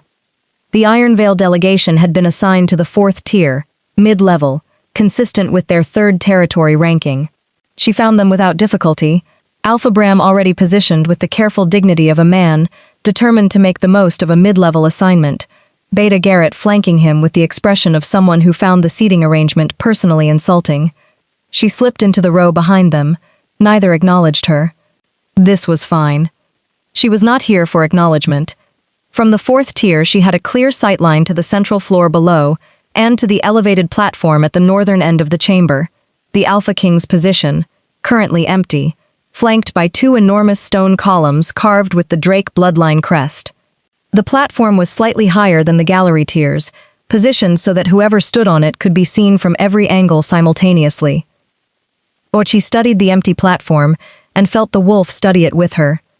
Around her, the chamber continued filling, the noise building to something that was less sound than pressure. She recognized delegations from the geography of their positioning, first territory directly across from the platform, radiating outward through the numbered territories in concentric sections. Every pack in the 7 territories, hundreds of delegations, thousands of individual wolves, all of them assembled here for what they believed was a standard convocation. Most of them had no idea what was actually about to happen. She was not certain she did either. The assembly was called to order by a tone rather than a voice. A deep, resonant sound from somewhere in the chamber's architecture, felt as much as heard, the stone itself vibrating with it. The effect on 1,000 wolves was immediate and collective. The noise dropped, the movement stilled, the chamber reorganized itself into focused attention, with the efficiency of people who understood ceremony. He entered from the northern corridor. Calum Drake walked to the platform the way he had stood at the window, without performance, without the theatrical self-consciousness of someone who knows they are being watched and has adjusted themselves for it. He simply moved through space with the particular quality she had identified in his study, the authority of a person who has never, not once, questioned their right to be in the room they're in. He was flanked by 4 guards and Lady Valerie Thorne, who took a position slightly behind and to his right, with the practiced ease of long service. He stepped to the center of the platform and looked at the chamber, all of it, the tiers, the galleries, the 1,000 assembled faces, with an expression that was composed and measuring and entirely unsurprised by any of it. His eyes moved across the tiers. They found her. Across the vast space of the great court, across 1,000 wolves and 60 feet of carved stone ceiling, and the accumulated weight of the 7 territories assembled in ceremony, Calum Drake's gaze found hers with a precision that suggested it had known exactly where to look. She held it. He looked away first. Not retreat, she noted, but discipline. The Alpha King could not be seen conducting a personal exchange in the opening moments of a formal convocation. He returned his attention to the chamber and began to speak. His voice carried the way voices carry in spaces designed for them, effortlessly, cleanly, reaching every tier without apparent effort. 7 territories. A pause that acknowledged the gathered weight of what those words represented. I called this convocation under the provisions of the Grand Assembly Protocol, the first time in 20 years that protocol has been invoked, and I want you to understand from the beginning that I did not do so without significant consideration of what it requires of every pack present. The chamber was very quiet. 3 years ago, the High Court's Monitoring Division identified an anomaly in the territorial bond network. He moved through the information without softening it, without the political instinct to cushion difficult facts in reassuring language, the same quality she had experienced in the study. Degradation, measured across all 7 territories, following a pattern consistent with historical records of network failure. We have spent 3 years attempting to identify both the cause and a solution. She felt the chamber shift. Not physically, but the collective emotional temperature of 1,000 wolves receiving information that reframed their world. Pack bonds were not abstract to wolves. They were lived, felt, the social connective tissue of daily existence. The idea of that failing was not a political concern. It was an existential one. Murmuring began in the galleries. He let it run for a moment, then continued. I have a solution to present to you today. Another pause. But before I do, I need to address something that some of you already know, and most of you do not. He clasped his hands behind his back. The same gesture from the study, she noted. It was a real gesture, not a performed one. There has been, within the 7 territories, a deliberate effort to accelerate the network degradation, to move the timeline from a slow decline to a rapid collapse. This effort has been ongoing for at least 3 years, and it is being conducted by parties within our own community. The murmuring became something louder.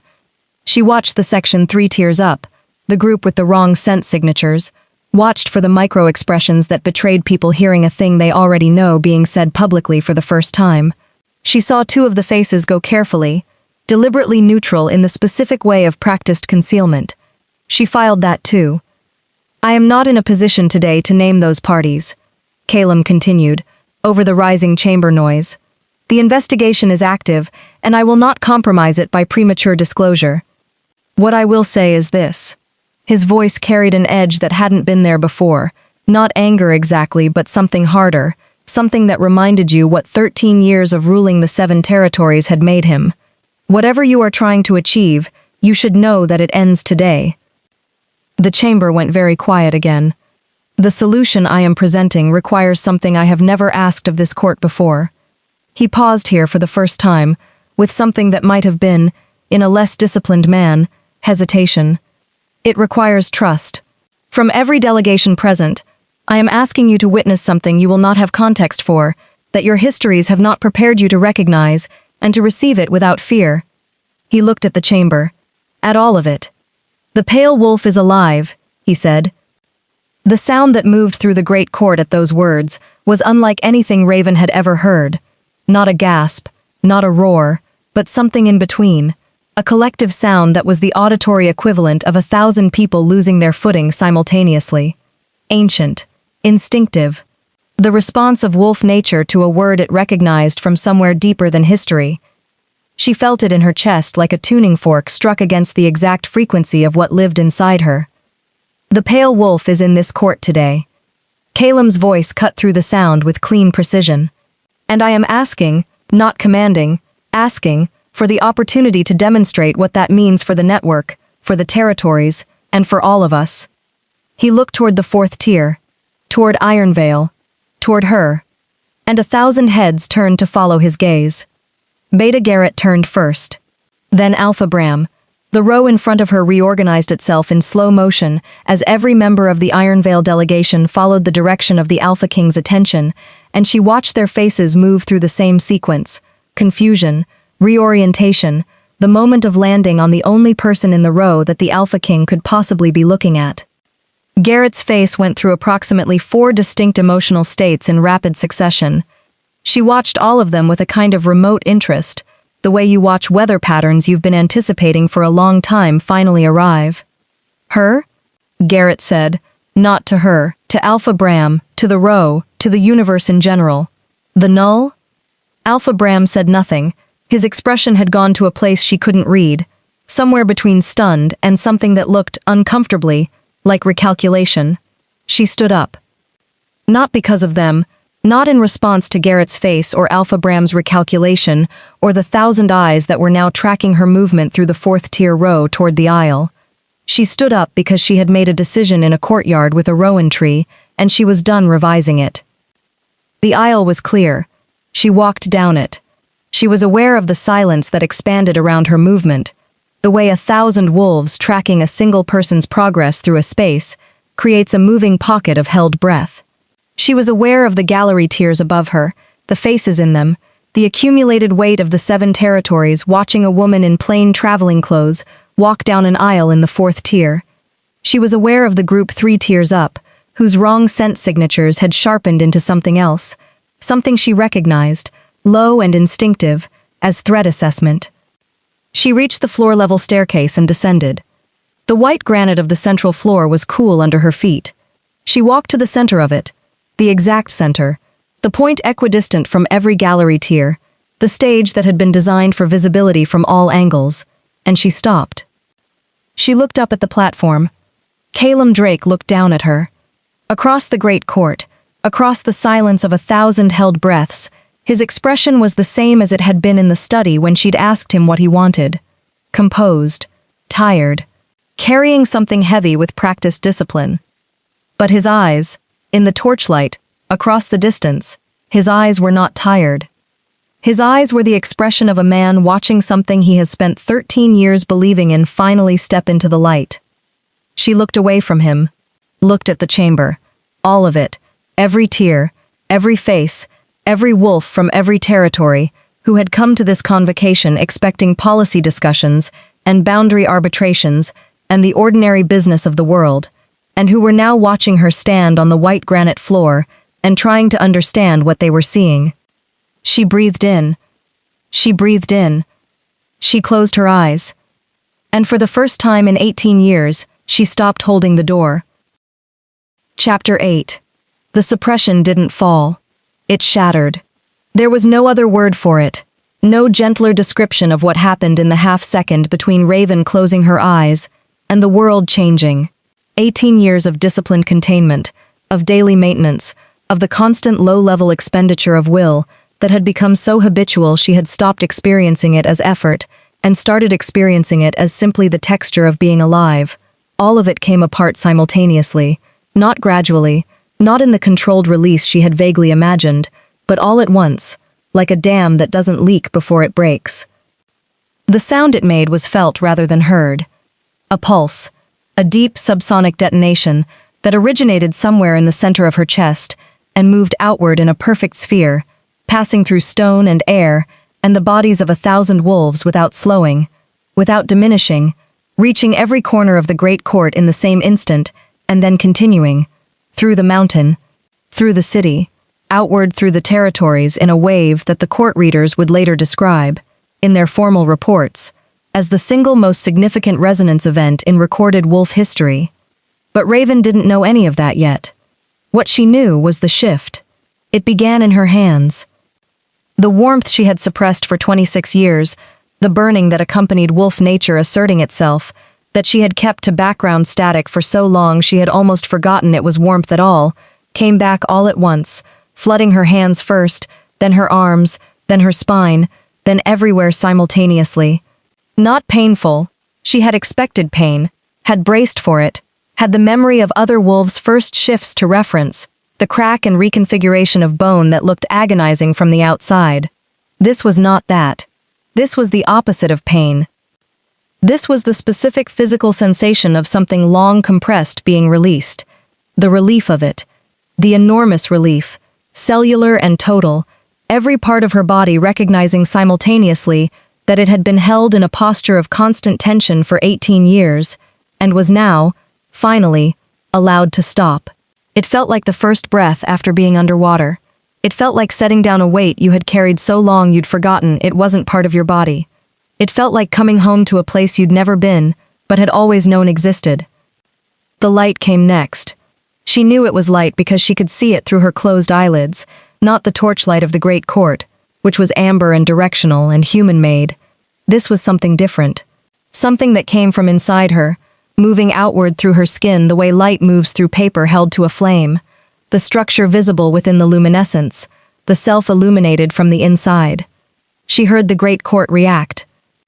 She heard it as though from a slight distance, the collective sound of 1,000 wolves encountering something their biology recognized before their minds could process it.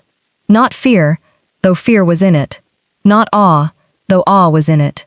Something more fundamental than either, the instinctive response of wolf nature to the original frequency, the root note that everything else was built on, heard for the first time in 3 generations. She opened her eyes. The great court looked different from inside the shift. Not visually. The stone was still stone, the tiers still rose in their concentric rings, the torchlight still moved in the drafts from the entrance corridors, but overlaid on all of it, visible to her now in a way it had never been before, was the network, the bond network. She could see it. Threads of light, pale gold, fine as spider silk, thousands of them, connecting every wolf in the chamber to every other wolf, the web of pack bonds and territorial markers, and the deeper connective tissue of shared wolf nature made suddenly, shockingly visible. She could see where the threads ran strong and bright, pack bonds healthy and reinforced by proximity and ceremony. She could see where they ran thin, fraying at the edges, the degradation Calum's reports had described as numbers and charts made suddenly viscerally real, threads worn to near transparency, connections barely holding, the network she was standing at the center of slowly coming apart at its edges like old cloth. She could see where it had been cut. This was the thing the reports hadn't captured, couldn't have captured, because there was no instrument for measuring deliberate damage versus organic decline. But she could see it plainly. In 6 distinct locations distributed through the network, threads had been severed cleanly. Not frayed. Cut. The surrounding connections reorienting in response, pulling at angles that accelerated the adjacent fraying, the damage propagating outward from each deliberate wound in a pattern that looked, from inside the network, exactly like what it was: sabotage.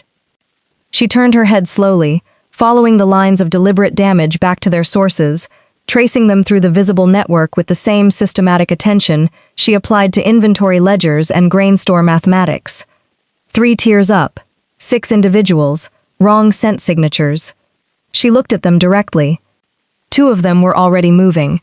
The shift had taken perhaps 4 seconds from closing her eyes to opening them, 4 seconds of the great court's held breath, 4 seconds of the light building and the pulse expanding, and the network making itself visible to the only eyes that could see it. In those 4 seconds, the 6 individuals in the 3rd tier had processed the situation with the speed of people who had prepared contingencies. What they had not prepared for was the pale wolf seeing them before they moved. Stop them.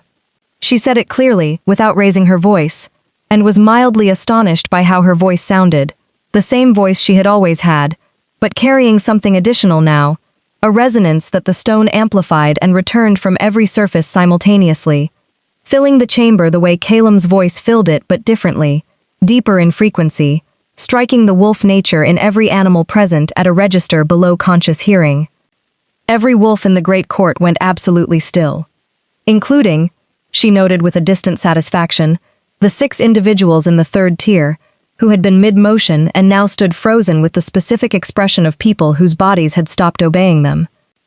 Calem's guard moved in the silence, 6 of them, moving from their positions along the chamber walls, with the trained efficiency of people responding to a command that had reached them at a frequency too fundamental to question. They hit the stairways to the 3rd tier before anyone in that section had recovered enough to process what was happening. She turned her attention back to the network. Root anchoring, Calem's phrase for it, borrowed from his father's research notes, an academic description of something that was, from the inside, nothing like academic. She understood it now, standing in the center of the white granite floor with her wolf fully expressed for the first time, with the network visible around her like the circulatory system of something vast. She understood it the way you understand things, that your body knows before your mind catches up. The pale wolf wasn't a rank, it wasn't a power in the hierarchy sense. It was a function, the original function, the thing the network had been built around, that it remained oriented toward even in the long absence, the way flowers remain oriented toward a sun that has gone behind clouds. She was the root. And the root needed to re-anchor. She had no instructions for this, no technique, no framework, no step-by-step account from the historical records Calem had referenced. What she had was the wolf, fully present for the first time, ancient and certain, and not in the least confused about what it was supposed to do. She had the network, visible and reaching, thousands of threads oriented toward her, with the collective lean of things that have been waiting. She had 26 years of suppression releasing all at once, energy that had been compressed into a smaller and smaller space for longer than it should have been held, building pressure that now had nowhere to go but out. She put her hands flat at her sides. Okay, she breathed. She let go. The second pulse was nothing like the first. The first had been release, the contained becoming uncontained, the suppression shattering. The second was intention. She felt the difference clearly. Where the first had simply been the cessation of holding, the second was active, directed, the wolf's ancient knowledge moving through her like current through a conductor. It rose from somewhere below conscious thought, below even the deep animal instinct she had been managing all her life, from some layer that predated both, the original frequency, the root note, and it moved outward through the visible network, with the warm, deliberate certainty of something returning to its proper function after a long interruption. She heard the network respond. She heard it the way you hear music, not with ears, but with the part of you that music reaches directly, the fraying threads tightening, the thin connections filling, reinforcing, the pale gold deepening to something richer and warmer, as the anchoring spread through the web from her position at the center outward. She felt each connection as it re-established, thousands of them, individual and collective, pack bonds reinforcing, territorial connections restoring, the coherence of the network reasserting itself in a wave that moved at the speed of resonance through stone and air and the bodies of every wolf in the room. She heard, from the galleries, a sound she had no previous reference for. 1,000 wolves, simultaneously, exhaling. Not a performed sound, not a reaction to something witnessed, something involuntary, biological, the physical response of wolf nature to its connective tissue, suddenly being restored, like circulation returning to a limb that had been slowly going numb. Relief at a cellular level, expressed in sound without intention. It was the most extraordinary thing she had ever heard. The sabotage points were harder. The 6 severed locations in the network didn't respond to the general anchoring pulse the way the frayed threads did. Cut things don't reknit on their own. She understood that instinctively. They needed direct attention, direct contact, the specific focused intention of the root addressing each wound individually. She moved through the visible network methodically, identifying each severance, reaching toward it with something she could only describe as the wolf's hands, not physical, not visible, but absolutely real, the functional extension of what she was doing as felt from the inside. Each restoration was different. The first was straightforward, a clean cut, recently made, the surrounding threads intact enough that reknitting was a matter of presence and intention. The second was older, the surrounding area more damaged, requiring more sustained focus. By the time she reached the third, she was beginning to understand the scale of what had been done, not just the immediate damage, but the cascading effects, each severance accelerating the organic degradation around it, the deliberate wounds amplifying the natural decline into something that looked, from the outside, like simple systemic failure. Someone had understood the network very well. Someone had known exactly where to cut to cause maximum cascading damage with minimum visible intervention. She filed that, for later. The 4th, 5th, 6th severances she addressed with increasing confidence, the wolf guiding the process with the certain competence of something that had always known how to do this and had simply been waiting for the opportunity. Each restoration sent a smaller pulse through the network, localized, precise, the targeted healing of specific wounds rather than the broad anchoring of the initial release. When the 6th was done, she stood for a moment in the center of the white granite floor and looked at the network as it now appeared, still not perfect, still carrying the accumulated damage of 3 generations of absence, the gradual organic decline that would take time and sustained presence to fully reverse. But anchored, stable. The catastrophic collapse trajectory interrupted, the severance points restored, the cascading acceleration halted. She took a breath. She let the visibility of the network fade. It was, she understood, something she could choose to access rather than something she had to constantly perceive, and the great court came back into full focus. 1,000 wolves. All of them absolutely still. All of them watching her. She looked different and she knew it, could see it reflected in the faces of the gallery above, in the expressions that ranged from stunned to reverent to the particular blankness of people whose entire framework for understanding the world has just been revised without their consent. She looked like herself. She was still herself, still Raven Cole from the grain stores at the edge of pack territory in Ironvale, still the woman who had walked through this door 20 minutes ago in plain traveling clothes, with 18 years of hiding behind her. But she was also, fully and finally and without any remaining concealment, the pale wolf. Both things simultaneously. She understood, standing in the light of the great court with 1,000 eyes on her, that this was perhaps the most important thing she had learned today, not the network, not the anchoring, not the sabotage or the history, or the origin story her mother had kept in a leather journal for 26 years. The most important thing was this: the hiding had not been wrong. The self she had built in the hiding had not been a fiction. It was real. She was real. The pale wolf was not a replacement for Raven Cole. It was Raven Cole. It had always been Raven Cole. The whole of her, finally in the same room. She looked up at the platform. Calum Drake had not moved from his position at the center of it. He stood with his hands at his sides, and his expression, she was far enough away that she should not have been able to read it, but she could, with a clarity that was new, and that she suspected was going to require some adjustment, was not the relief she had seen in his study when she'd asked him what he wanted. It was something more complicated than relief.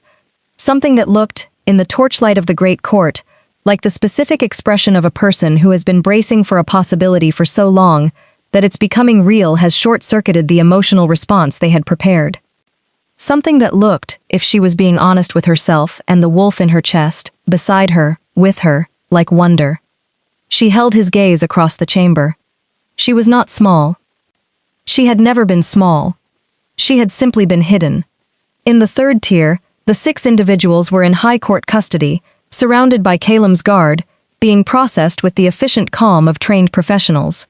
In the first tier, the senior pack delegations were beginning to recover from the collective paralysis the initial pulse had induced, their faces reassembling themselves into the expressions of people trying to decide how to publicly respond to something unprecedented.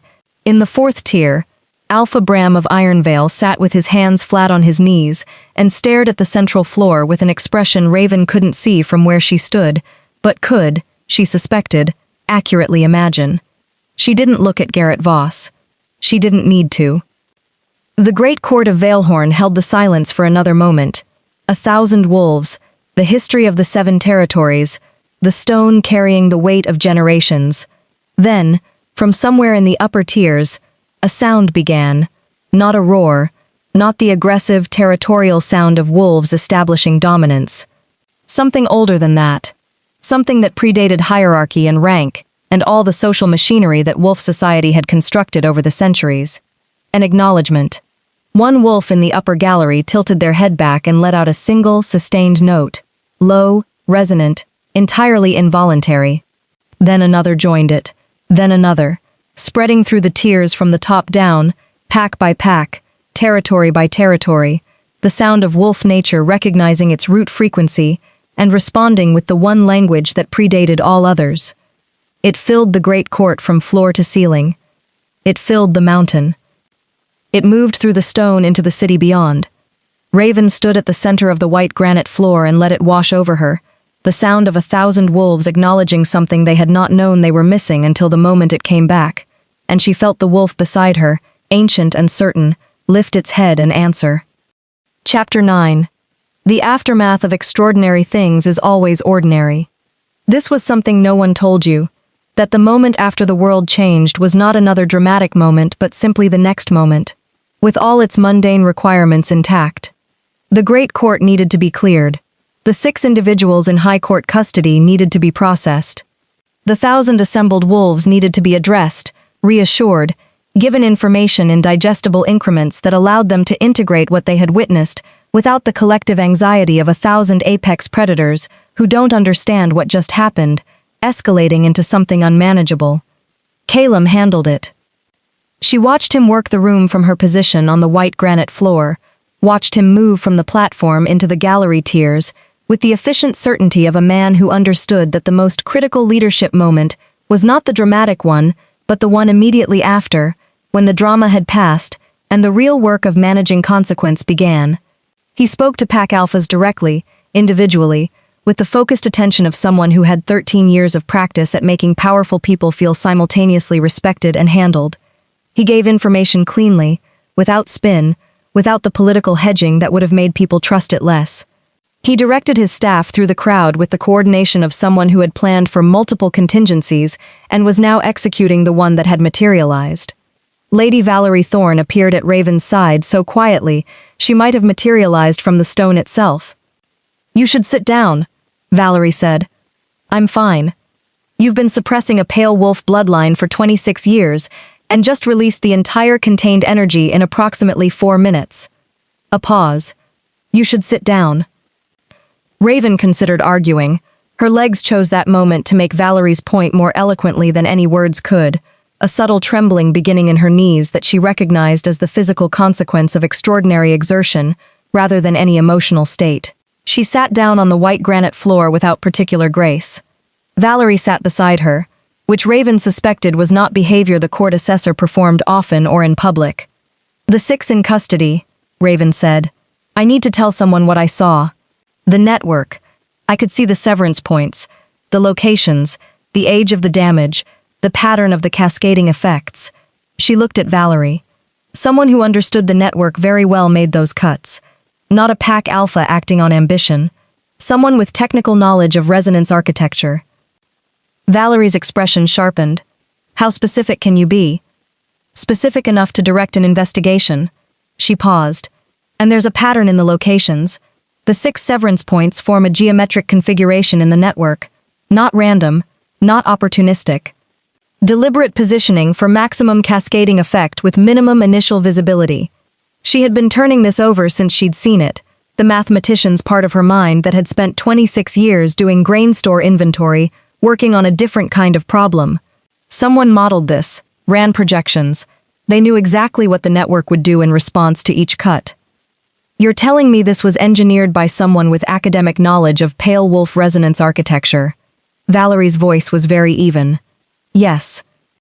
A pause. That narrows the field considerably, Valerie said. The number of people with access to that level of theoretical knowledge is very small. She rose from the floor with the fluid ease of someone whose composure didn't bend even at unusual angles.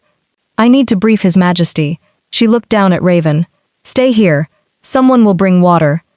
She was gone before Raven could object to being told to stay somewhere, like a well-behaved animal. Someone did bring water. A young court attendant appeared from a side corridor with a pitcher and a cup, and the expression of someone who had been specifically briefed on the task and was determined to execute it without incident. Raven drank 2 cups without tasting them and watched the great court continue its process of returning to something resembling functional order. The gallery was mostly clear by the time Calum descended to the floor. The remaining people in the chamber were high court staff and a small number of senior officials. Lady Valerie, 2 of the court readers, the captain of the guard. A deliberate clearing, Raven noted. The chamber had been emptied around her while she sat on the granite, creating a privacy that hadn't existed when 1,000 wolves were in their tiers. He walked across the white floor toward her and stopped a few feet away, the same distance management she had noted in the study, the habitual spatial awareness of someone who had spent 13 years being careful about proximity. You should have a chair, he said. Lady Thorne said I should sit down. She didn't specify on what. Something moved across his face, the ghost of the not-quite smile she had seen in the study. He looked, she thought, even more tired than he had that morning. The kind of tired that accumulated across hours of high-pressure management of a situation with enormous stakes, the specific exhaustion of someone who had been holding a great deal together by force of will and had just watched the thing they were holding together either succeed or fail and hadn't quite processed which. He sat down on the floor across from her. She stared at him. He looked mildly aware of her staring. Valerie briefed me, he said. The severance pattern, the geometric configuration. He paused. The academic knowledge requirement. Yes. There are 4 people in the 7 territories with the theoretical background to have designed that, he said. 2 of them are high court scholars who have been under my direct oversight for the past decade. 1 is retired in the 6th territory and hasn't left her home pack in 6 years. He paused. The 4th is my former court architect. He resigned his position 14 months ago. I have been unable to locate him since. Raven absorbed this. Your court architect would have had access to the full network maps. He built them. Calum's voice was very level. He spent 12 years building the most comprehensive cartography of the bond network ever assembled. He did it at my request, with my resources, as part of the long-term search for a solution to the degradation. A pause that carried the specific weight of someone processing betrayal that is not new but remains sharp. He had access to everything, including your father's research notes. Yes. She looked at him across the few feet of white granite between them, the Alpha King of the 7 territories, sitting on the floor of the Great Court, telling her about a betrayal that had been building for over a year, with the same quality of composure he brought to everything. Not performing composure, actually composed, in the way of someone who has had time to process the shape of a thing even if the resolution of it is still pending. You knew it was him, she said, before today. I suspected. I didn't have enough to act on. He met her eyes steadily. I do now. The pattern you described, the geometric configuration, it matches his working methodology. It's distinctive. He would have known it was distinctive. He didn't care, which means he expected the network to be fully collapsed before anyone was in a position to analyze the damage. He didn't anticipate the pale wolf being found. No. A pause. To be fair, neither did most people. She looked at him. Why did he do it? Calum was quiet for a moment. The kind of quiet that meant the answer was complex, and he was deciding how much of the complexity to offer. Power redistribution, he said finally. The bond network, functioning correctly, maintains the existing territorial hierarchy, pack rankings, alpha authority structures, the High Court's position at the center of it. A collapsed network means a collapsed hierarchy. Everything resets. New power structures emerge from the chaos. He paused. He believed the existing hierarchy was unjust. He has, a specific vision for what should replace it. And he was willing to let the 7 territories tear themselves apart to impose it. Yes? She thought about that, about the specificity of that kind of conviction, the certainty required to engineer catastrophe in service of a vision, to look at the suffering that would follow a network collapse and decide it was an acceptable cost for the outcome you were pursuing. She thought about the 6 people in high court custody, the ones who had been moving when she told them to stop. Followers, she suspected, true believers in the court architect's vision. His name, she said. Calum looked at her steadily. Tristan Vale. The name was familiar. Not personally. She had never met the man. But the name existed in the margins of the Pack Hall Library's political history section, in the occasional references to high court scholarship that had trickled even into Ironvale's unremarkable little collection. Tristan Vale, court architect to the Alpha King, considered one of the foremost theoretical scholars of wolf resonance in the 7 territories, author of the most comprehensive network maps in history. A man who had used everything he knew to try to destroy what he understood better than almost anyone. He'll know it failed, she said. He'll have felt the anchoring pulse. Everyone in the 7 territories felt it. She paused. He'll run. My people are already moving. Calum said it without drama. An operational fact. He won't get far. Another pause. He's not the immediate priority. She looked at him. You are, he said. The words landed carefully. Not a claim, not a command. A statement of concern with its ownership clearly marked. She was the immediate priority. Not as a resource, not as the pale wolf, not as the solution to a 13-year problem. The emphasis in his voice was on the you. I'm fine, she said. You keep saying that. I keep meaning it. He looked at her with the specific expression of someone who is deciding whether to push back and concluding that now is not the time. The anchoring, is it stable? What you did to the network, will it hold? She considered this carefully. Yes and no. She tried to find language for something she understood physically rather than conceptually. The acute crisis is resolved. The severance points are restored. The cascading acceleration is stopped. The collapse trajectory is interrupted. She paused. But the underlying degradation, 3 generations of absence, that's still present. The network is anchored, not healed.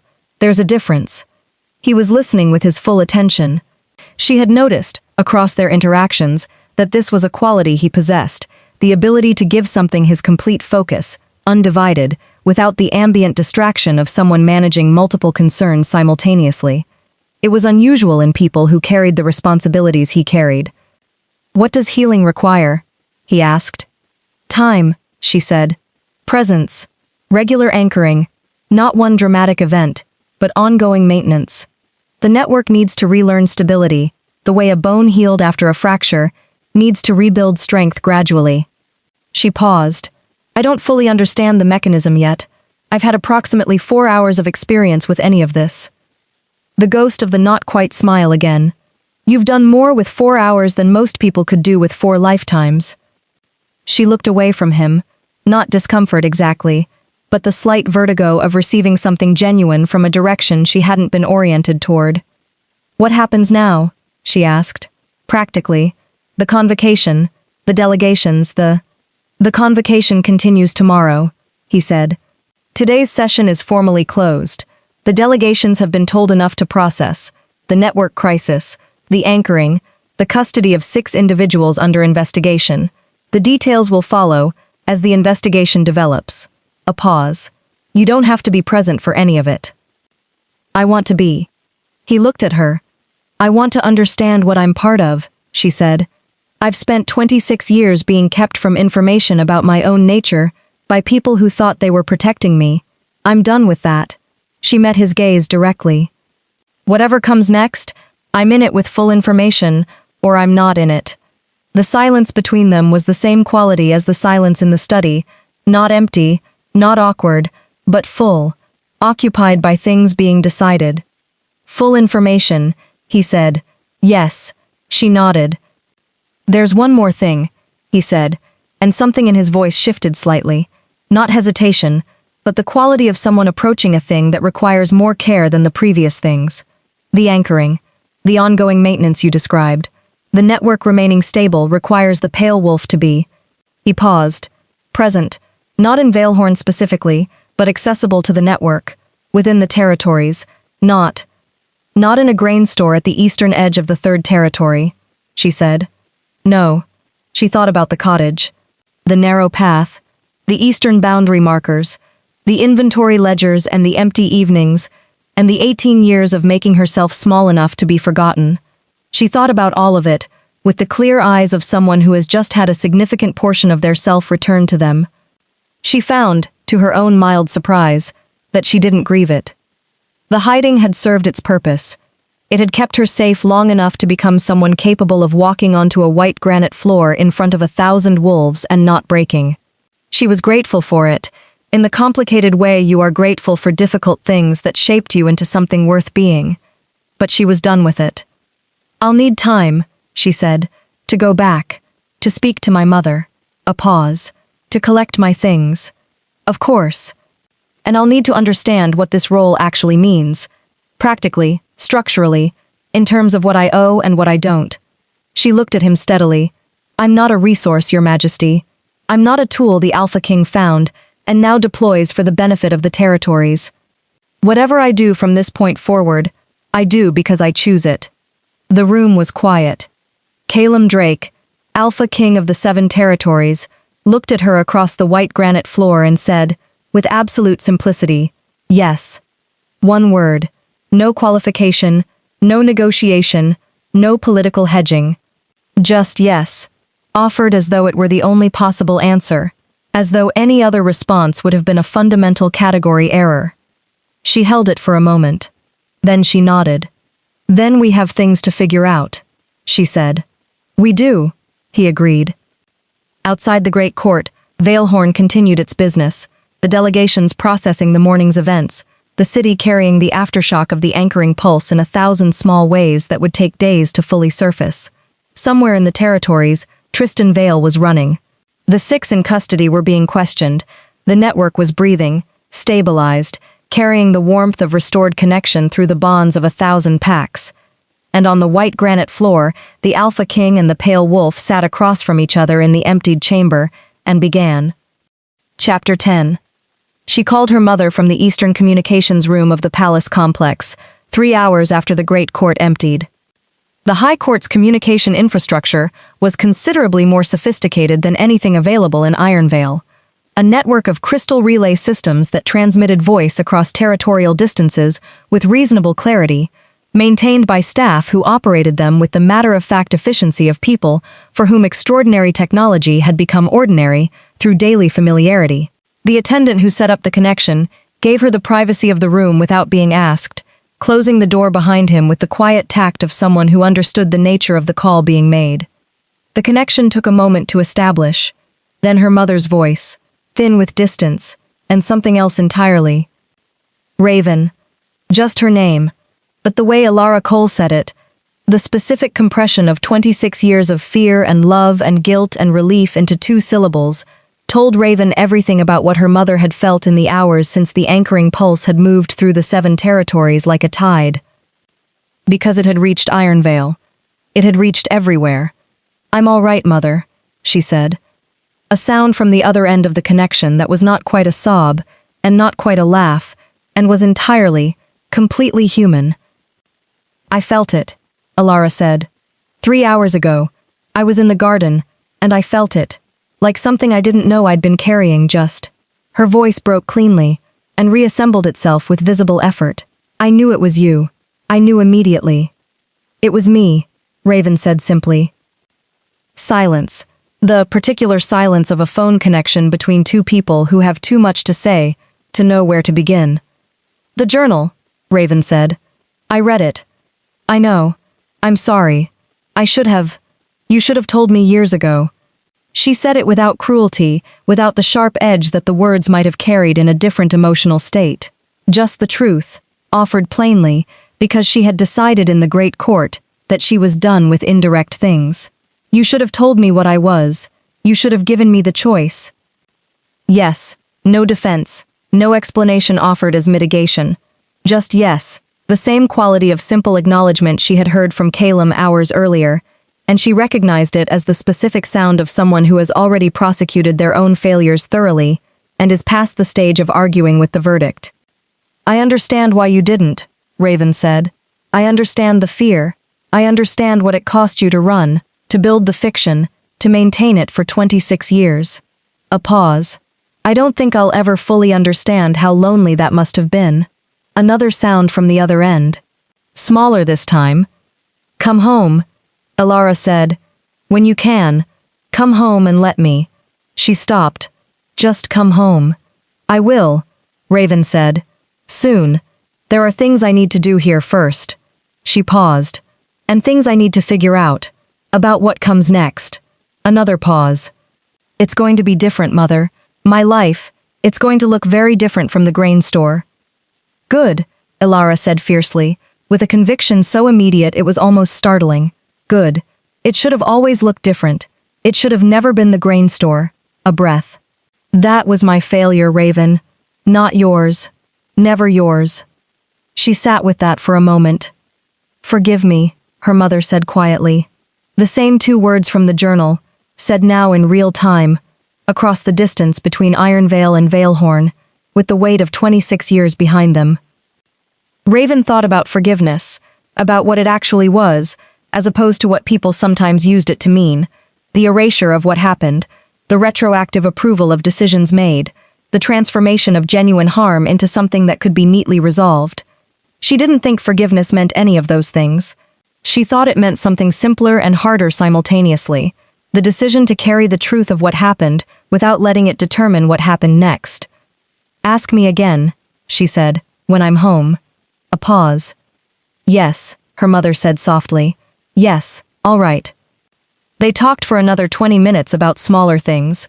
The garden, Ironvale's reaction to the pulse, the neighbor's youngest daughter whose silver wolf the pack had been excited about.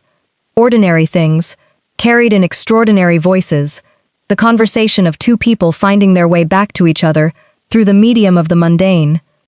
When the connection ended, Raven sat in the quiet of the communications room for a long moment. Then she stood up, straightened her clothes, and went to find out what came next. What came next, in the immediate term, was a meeting. Not the dramatic kind, not the great court, not the assembled territories, not the formal architecture of convocation ceremony. A working meeting in a mid-level conference room, with a table that had seen better decades, and chairs that prioritized function over comfort, which Raven found she actively preferred to the alternative. Calum was already there when she arrived, along with Lady Valerie, two of the court readers, a woman named Sierra, compact and precise, with the particular attentiveness of someone accustomed to operating on registers other people couldn't hear, and a man named Flint, older, with a quiet authority that suggested he had been doing this work for a very long time, and a fourth person she hadn't met yet. A young man, perhaps 22, with dark hair and the slightly stunned expression of someone who had personally witnessed the morning's events and had not yet fully integrated them. "My assistant," Calum said, indicating him. "Leon. He manages logistics and takes notes faster than anyone I've encountered. He's here because what we're about to discuss will require considerable logistical follow-through." Leon gave her a look that was approximately 80% professional neutrality and 20% the expression of someone who was actively trying not to openly stare at the pale wolf. She appreciated the effort. They sat. Calum took the head of the table without ceremony. She took the chair to his right without thinking about it, and then was briefly aware of having done so, and then decided it was fine and let it go. "Investigation first," Calum said. "Then structure, then timeline." Sierra, the court reader, opened a folder. The 6 in custody have been identified. 3 are from First Territory packs. Specifically, packs that share territorial borders with regions that would benefit significantly from a hierarchy reset. 2 are from the Second Territory, same profile. 1 is Veilhorn resident, no pack affiliation, academic background in resonance theory. She paused. The academic is the most useful to the investigation. She's already indicated willingness to cooperate in exchange for consideration. What does she know about Veil? Calum asked. She was recruited by him 14 months ago, shortly after he resigned his position here. She can describe his location network, his communication methods, and at least 3 safe houses she's personally visited. Sierra glanced at Raven. She also has theoretical knowledge of the network damage that may help us understand the full scope of what was done. Miss Cole's observations from the floor, the geometric configuration, the cascade pattern, she said they're consistent with a specific projection model Veil developed 3 years ago. She helped him run the initial simulations. 3 years ago, Raven said, while he was still court architect. Yes. He planned this while he was still working for you, she said to Calum. Yes. His voice was level. She noted, again, the absence of performed emotion, not coldness, but the discipline of someone who has already spent the emotional charge of a betrayal and is now in the operational phase. The safe houses, she said to Sierra. How current is her information? She estimates within the last 3 months. Then move on them before he does. She looked at Calum. He's intelligent and he planned this for years. He'll have contingencies, but he wasn't planning for the anchoring to happen. He expected to have more time, which means his contingency timeline is compressed. If you move in the next 12 hours, you have an advantage. Calum looked at his captain of the guard, who was standing at the door with the precise stillness of someone who had been listening to every word. A slight nod. The captain left. Structure, Calum said, turning to the next item with the same clean efficiency. This was the part she had been thinking about since the communications room, the shape of what came next, the practical architecture of a role she had no precedent for, and no training in, and which apparently involved being, in some fundamental sense, the root system of wolf society across the 7 territories. It was, she thought, objectively, a significant job description for someone who had been moving grain crates last week. The historical accounts, she said to Flint, the older court reader. How did the previous Pale Wolves structure their presence within the territories? Flint had the look of a man pleased to have been directly addressed by the subject of 50 years of professional study. Variably, he said, the earliest accounts suggest a purely nomadic pattern. The Pale Wolf traveled continuously between territories, maintaining direct contact with each network node on a rotating basis. Later accounts, particularly from the most recent documented lineage, describe a more fixed pattern, a primary location with regular territorial circuits. He paused. The network's adaptability improved over generations. The later bearers required less active maintenance. Because the network had learned stability, she said. That's consistent with the theoretical framework, yes. She thought about this, about what presence meant practically, not a grain store and not a palace, but something that served the function without consuming the person. I'll need to understand the network's geography, the node locations, the critical connection points, the areas of highest remaining stress. She looked at Sierra. Can your readers map that for me? We can share what we have, Sierra said, though I suspect your direct perception of the network is considerably more precise than our instrumentation. Then we use both. She looked at Calum. I'll need resources, not extravagant ones, but functional ones. Travel capability, communication access, enough staff to manage logistics without requiring me to manage logistics. She paused. And I'll need autonomy. My routes, my timing, my methods.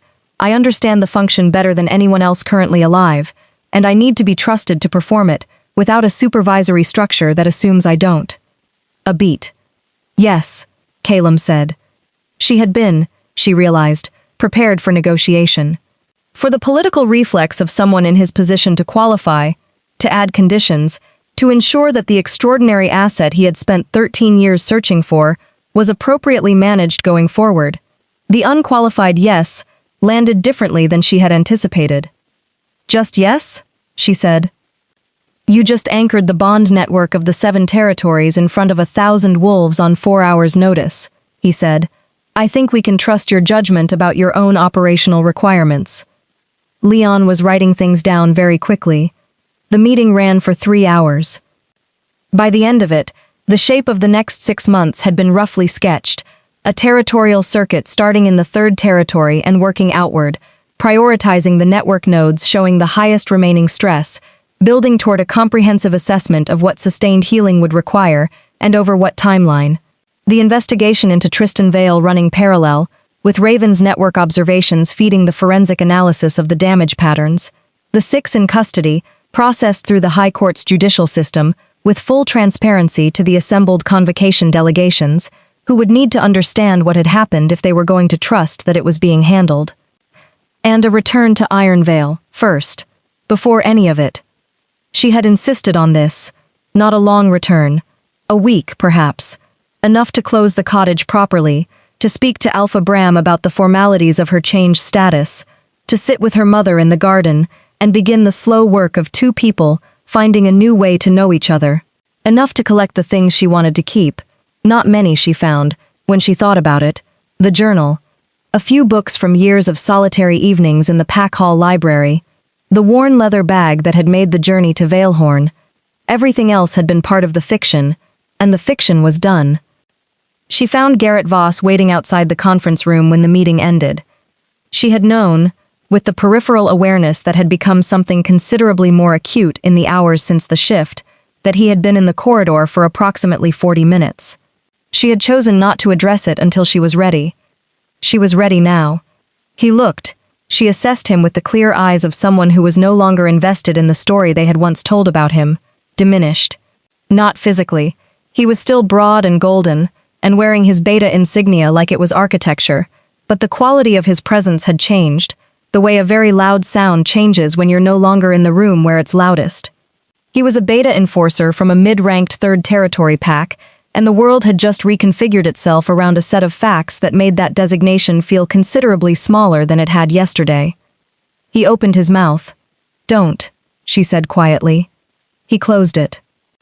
She looked at him for a moment, at the boy she had once known in the meadow, at the man he had become, at the 18 years of small cruelties that lived between those 2 versions of him, and that she carried in her body the way you carry things that have shaped you whether you wanted them to or not. "I don't need anything from you," she said. "Not an apology, not an explanation, not whatever you came here to say." She paused. "I want you to understand that clearly, because I think you're here because you believe this moment belongs to you in some way, that my becoming visible requires a response from the person who most consistently made me invisible." She held his gaze steadily. "It doesn't. This moment is mine. What I am has always been mine. You were never part of the equation, Garrett. You were just weather, unpleasant weather that I navigated around for a long time." He said nothing. So his face did several things in succession. She turned and walked away from him without watching them.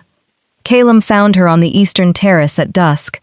She had discovered it by accident, a narrow stone balcony off a corridor she had taken a wrong turn into, looking out over the lower city toward the 3rd territory horizon. The last light was the particular color of September evenings in mountainous terrain, deep amber fading to a rose that deepened to violet at the edges, the city below beginning to light itself in the blue hour between day and full dark. She heard him come out and didn't turn immediately. Let the evening be what it was for one more moment. "The safe houses," he said. 2 of the 3 were occupied. Vale wasn't in either. But we have people and materials that will advance the investigation significantly. "He'll surface," she said. "He needs access to the network to understand what happened. He won't be able to stay away from it." She paused. "When he does, I'll feel him." A beat. "You can do that?" "I think so." She turned to look at him. "I'm still understanding what I can do. It's a learning process." He came to stand beside her at the terrace railing, looking at the city, close enough to speak quietly, enough distance to not impose. "Can I ask you something?" she said. "Yes. Your father's research notes. When you first read them, at 16, after his death, what did you think?" She watched his profile in the fading light, not the political analysis, not the strategic implications. What did you actually think? He was quiet for a moment. I thought, he said slowly, that somewhere there was a person living inside a fiction, built to protect them from me. A pause, and that the most important thing I could do was make sure that when I found them, I didn't prove the fiction necessary. She looked at him. I haven't always succeeded at that, he said. The searching itself caused harm. To your mother. To you. Indirectly. The years of hiding were shaped partly by the fear of being found.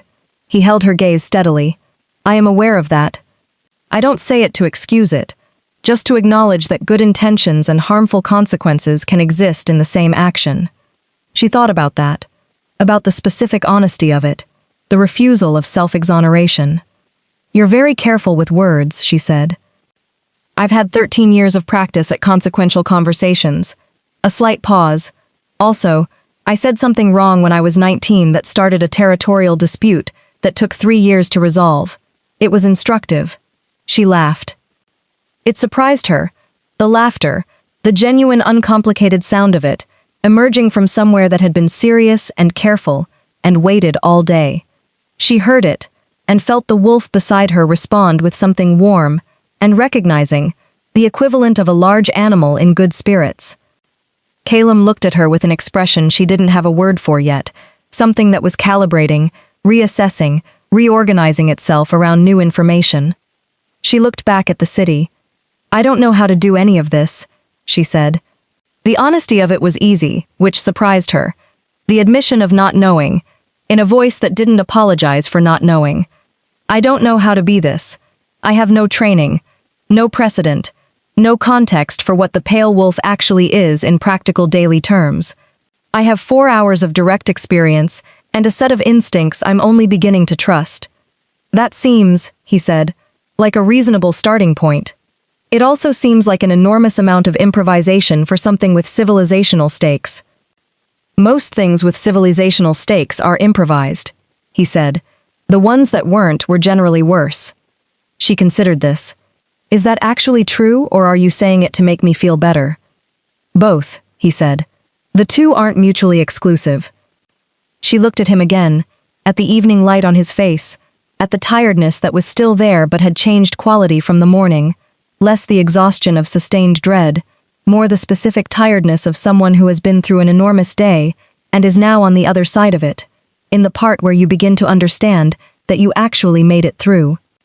We're going to argue, she said, about operational decisions, about what the role requires versus what you think the role requires, about autonomy and oversight and the appropriate relationship between the Alpha King's court and the Pale Wolf. Almost certainly, he agreed.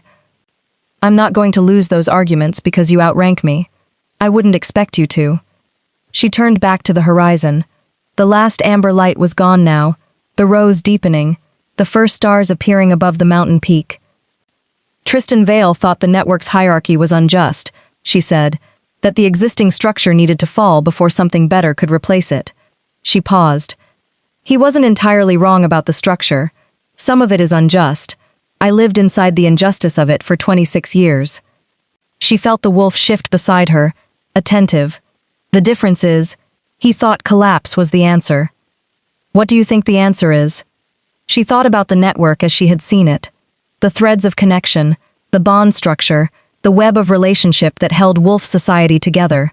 Not perfect, not just in all its forms, but present, alive, carrying the accumulated meaning of generations of chosen connection, alongside the inherited injustice of hierarchies that had calcified around power rather than worth. You don't rebuild by burning, she said. You rebuild by going to the roots, by strengthening the foundation until the structure above it can support the weight of actual change. She paused. That's not a conservative argument. It's a patient one. It's also, he said quietly, what you just did, today, to the network. She hadn't thought of it in those terms. She turned it over, examining the parallel, the network she had stabilized, not by recreating it from scratch, but by re-anchoring what existed, restoring the foundation, allowing the structure to recover the strength necessary to be reshaped. I suppose it is, she said. The stars were coming out in earnest now, the violet sky darkening toward true night, the city below fully lit, the mountain above them black against the stars. Somewhere in the territories, the bond network was breathing, steadier than it had been in 3 years, carrying warmth through the connections of 1,000 packs, doing the quiet, essential, unspectacular work of holding things together. She felt it. Distantly, like a heartbeat you're not consciously monitoring but know is there. "I'm going to go home tomorrow," she said, "to Ironvale. I'll be back within a week. And then," she paused, "and then we figure out the rest." "Yes," he said.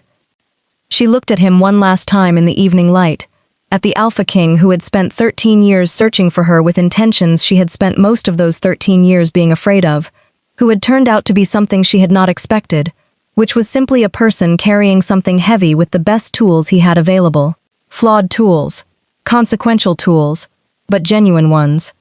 "Good night, Your Majesty," she said. Something moved across his face. "Calum," he said, "I think we're past the formal address." She considered him. "Good night, Calum," she said. She walked back through the door into the corridor, into the palace, into the mountain city that had been built to last, and the wolf walked beside her through the lit hallways, not hidden, not suppressed, not contained behind 18 years of desperate, disciplined silence. Present. Whole. Hers. Epilogue. 6 months later. The third territory in early spring was the particular green of places that have been cold for a long time and are only now remembering warmth. Raven stood at the edge of a meadow in the hills above Ironvale. Not the meadow, not the pack's ceremonial ground where an 8-year-old girl had stood in a white dress and made a decision that shaped the next 18 years. A different meadow, higher up, with a view that reached to the valley below, and the boundary markers that she could see clearly now, as what they were, lines on a landscape, not limits on a person. She had been back 3 times since Valehorn. The first time for a week, to close the cottage and speak to her mother, and sit in the garden until the sitting became something other than obligation, and started becoming something like comfort. The second time for 3 days, passing through on the first leg of the territorial circuit. The third time, this time, for no specific reason, or for the reason that home is a thing you return to because it is home, regardless of what the home once cost you. Alara was in the garden when she'd arrived that morning. She had come out of the house and looked at her daughter, at the wolf beside her daughter, visible now to anyone with the sensitivity to perceive it, which in Ironvale had turned out to be more people than Raven had expected, and she had not said anything, she had simply held out her arms. Raven had walked into them. It was not resolution. She didn't think what existed between them was the kind of thing that resolved cleanly, that the 26 years of necessary silence and its cost could be acknowledged and then filed as settled. But it was something. The beginning of a new way of knowing each other, built on the actual truth of both of them instead of the protective fiction that had served its purpose and was done. She had forgiven her mother. Not completely. Not permanently. She understood forgiveness as a practice rather than a destination, something you chose repeatedly rather than once. But she had chosen it, that morning in the garden, with her mother's arms around her, and the spring air carrying the particular green smell of the third territory coming back to life. Her communication device chimed. She looked at it. Network stress in the 6th territory northern node has decreased 14% since last circuit. Sierra thinks the organic recovery rate is accelerating. Leon's updates had the quality of all Leon's communications. Efficient, factual, slightly breathless with the energy of someone who approached logistics with genuine enthusiasm. She had grown to appreciate it. She typed back, "Good. Schedule the next northern pass for 3 weeks out." A pause, then, "Also, someone wants to know if you'll be back in Valehorn before the end of the month." She looked at the message for a moment. "Someone," Leon had written, with the studied neutrality of a 22-year-old who was very carefully not editorializing. She thought about the Eastern Terrace at dusk, about a conversation about improvisation and civilizational stakes, about the ongoing series of arguments.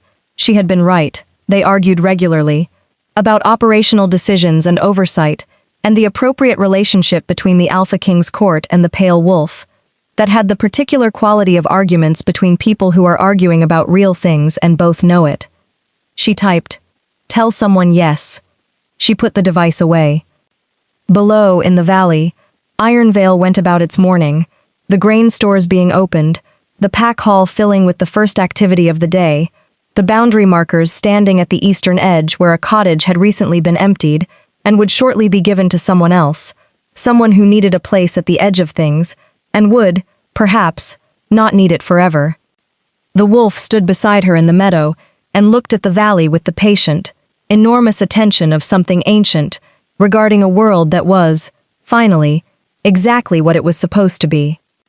Not perfect, not without wound or fault or the long shadows of things that had happened and could not be unhappened, but anchored, held, whole,